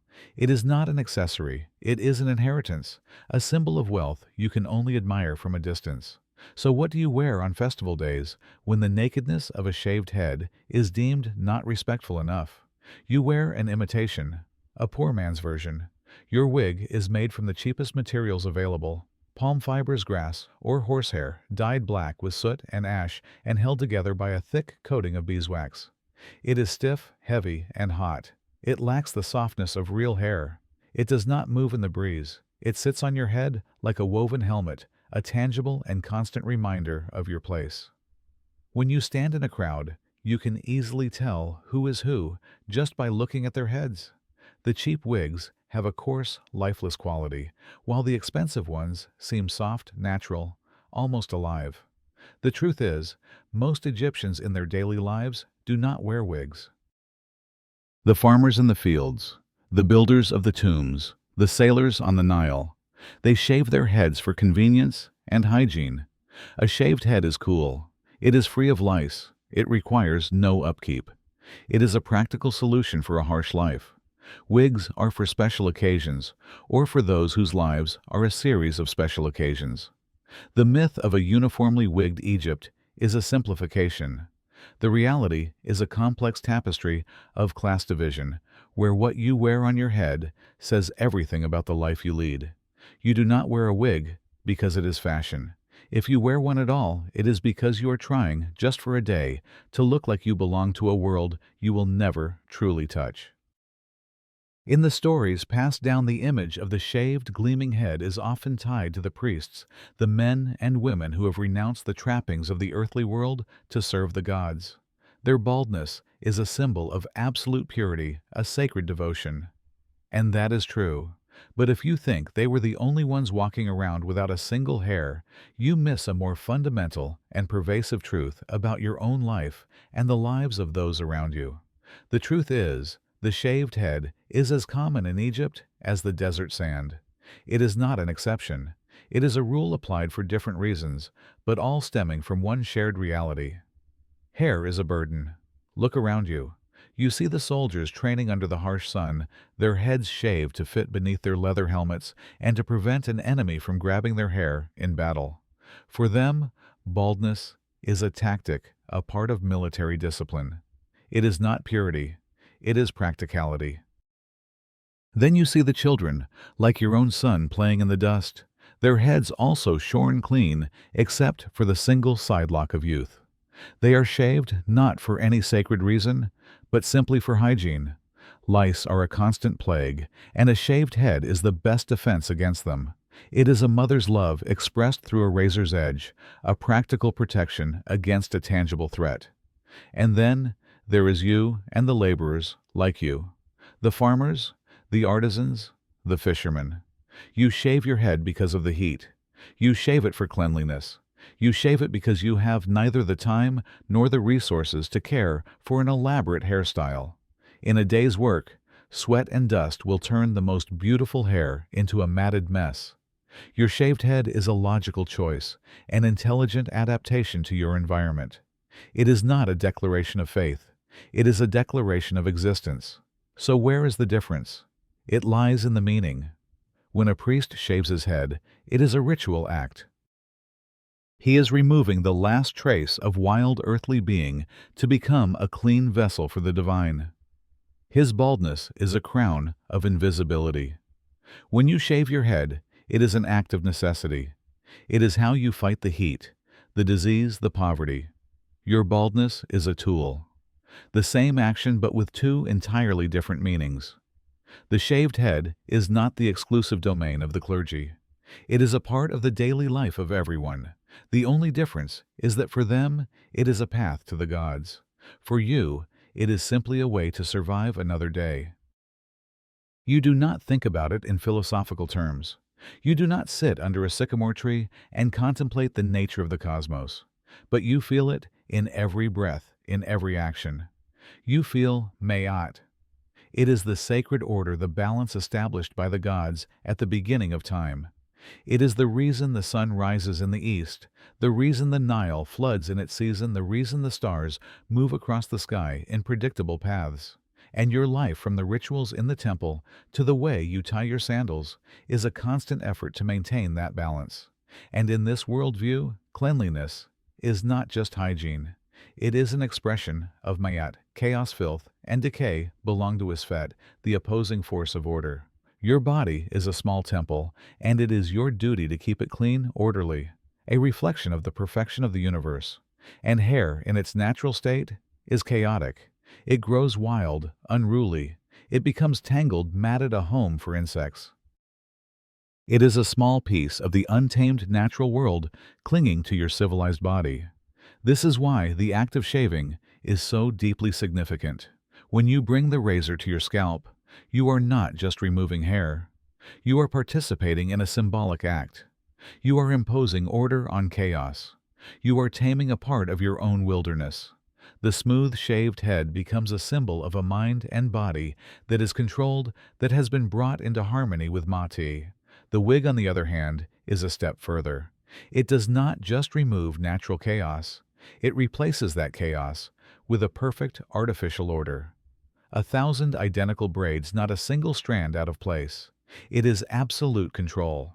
It is humanity improving upon nature, creating a version of hair more perfect than what the gods provided. This is also why the sight of a bearded foreigner creates a sense of unease. His beard, to your Egyptian eyes, is not a sign of masculinity or wisdom. It is a sign of chaos. It is a reminder of the wild, unordered world that lies beyond the borders of Egypt. When the pharaoh is depicted trampling his bearded enemies, it is not just a military victory. It is a cosmic one, order triumphing over chaos, cleanliness over filth. Mayat over Isfet. The shame of having unkempt hair or an unshaven beard is not just about appearance. It is a spiritual fear, a fear that you are slipping out of balance, that you are allowing chaos to take hold.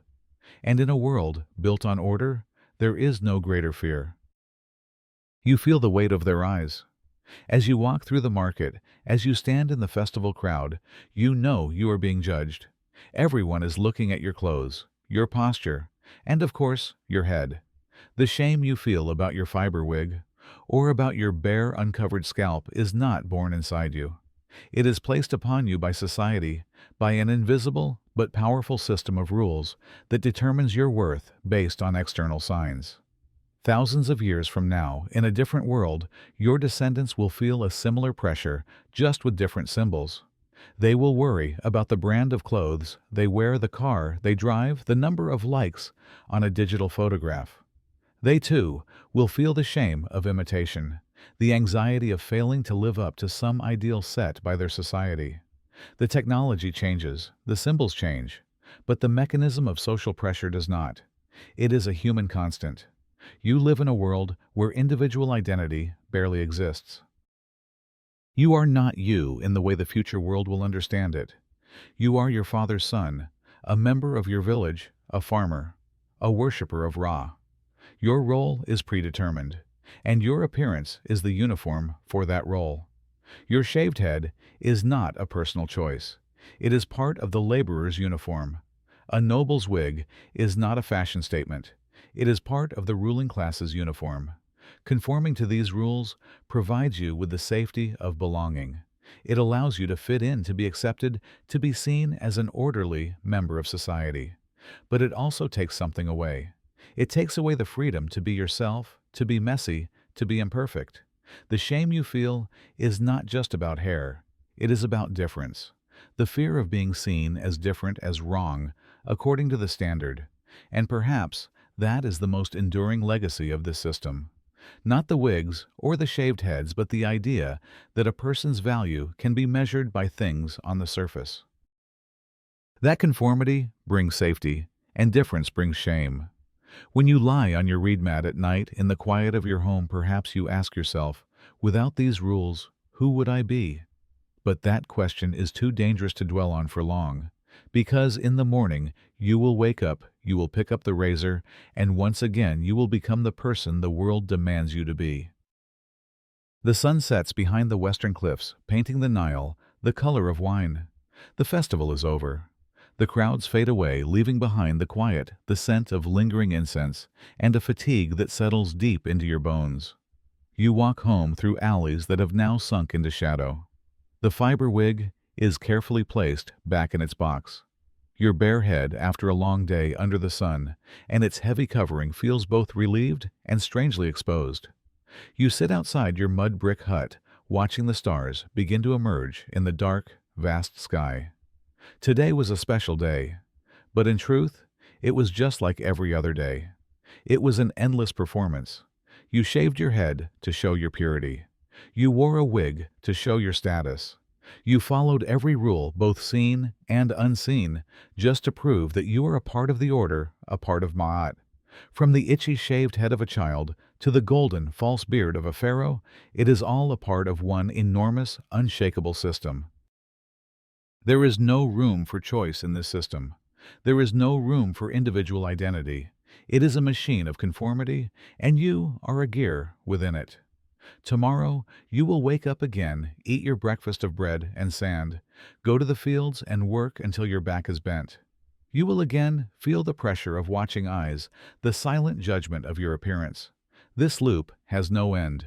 It existed for centuries before you were born and will continue for centuries after you have turned to dust. It is a truth as relentless and unchangeable as the flow of the Nile, as the turning of the stars. You do not live your life. You perform a role that was assigned to you. And shame is not an emotion. It is a tool, an invisible leash that keeps everyone in their proper place forever. Now think for a moment. If it were you, truly, you placed into that world, would you have survived? Not just physically, could you endure the heat, the labor, and the disease, but mentally? Could you bear the weight of that constant, unrelenting conformity? Imagine you had to make the choice each morning. Would you choose the relative comfort of a shaved head, accepting the freedom from lice and heat, but also accepting your low status and the silent judgment of society? Or would you choose to place a heavy, hot, uncomfortable wig on your head just to purchase a bit of status, a bit of respect in the eyes of others? That is not a simple choice between comfort and inconvenience. It is a choice between physical survival and social survival. Would you have the courage to be different, to keep your hair when everyone around you shaves it, and accept being seen as an outsider, as unclean as a threat to order? Or would the pressure to belong, the fear of isolation and shame, be strong enough to break you, to make you voluntarily pick up the razor and erase a part of yourself? We today, living in a world that celebrates individuality, can easily say we would rebel. But when your survival and the survival of your family depends on following the rules, no matter how absurd they may seem, the line between bravery and foolishness becomes very thin. What would you have done? But you are not there anymore. That struggle is not yours. You are here, safe in your own bed. Feel the softness of your pillow beneath your head, not the rough, scratchy reed mat. Feel the gentle weight of your blanket, not the coarse old linen. The air in your room is cool, perhaps from a soft breeze through a window, or the steady hum of a fan. The desert heat is gone. The dust is gone. Your hair is your own. Whether it is long or short, curly or straight, it belongs to you. There is no one judging it. There are no rules to follow. Feel that freedom. You no longer have to worry about the eyes of the gods or the priests. There is no fear of judgment in the afterlife. There is only the quiet of this room, only the stillness in your mind. Let your body sink deeper into the mattress. Let all the tension dissolve. You have traveled a long way across thousands of years, and now you are home. You are safe. You are quiet. You are breathing. Take a deep breath in, and slowly let it out. There is nothing left to worry about. Just breathe and sleep.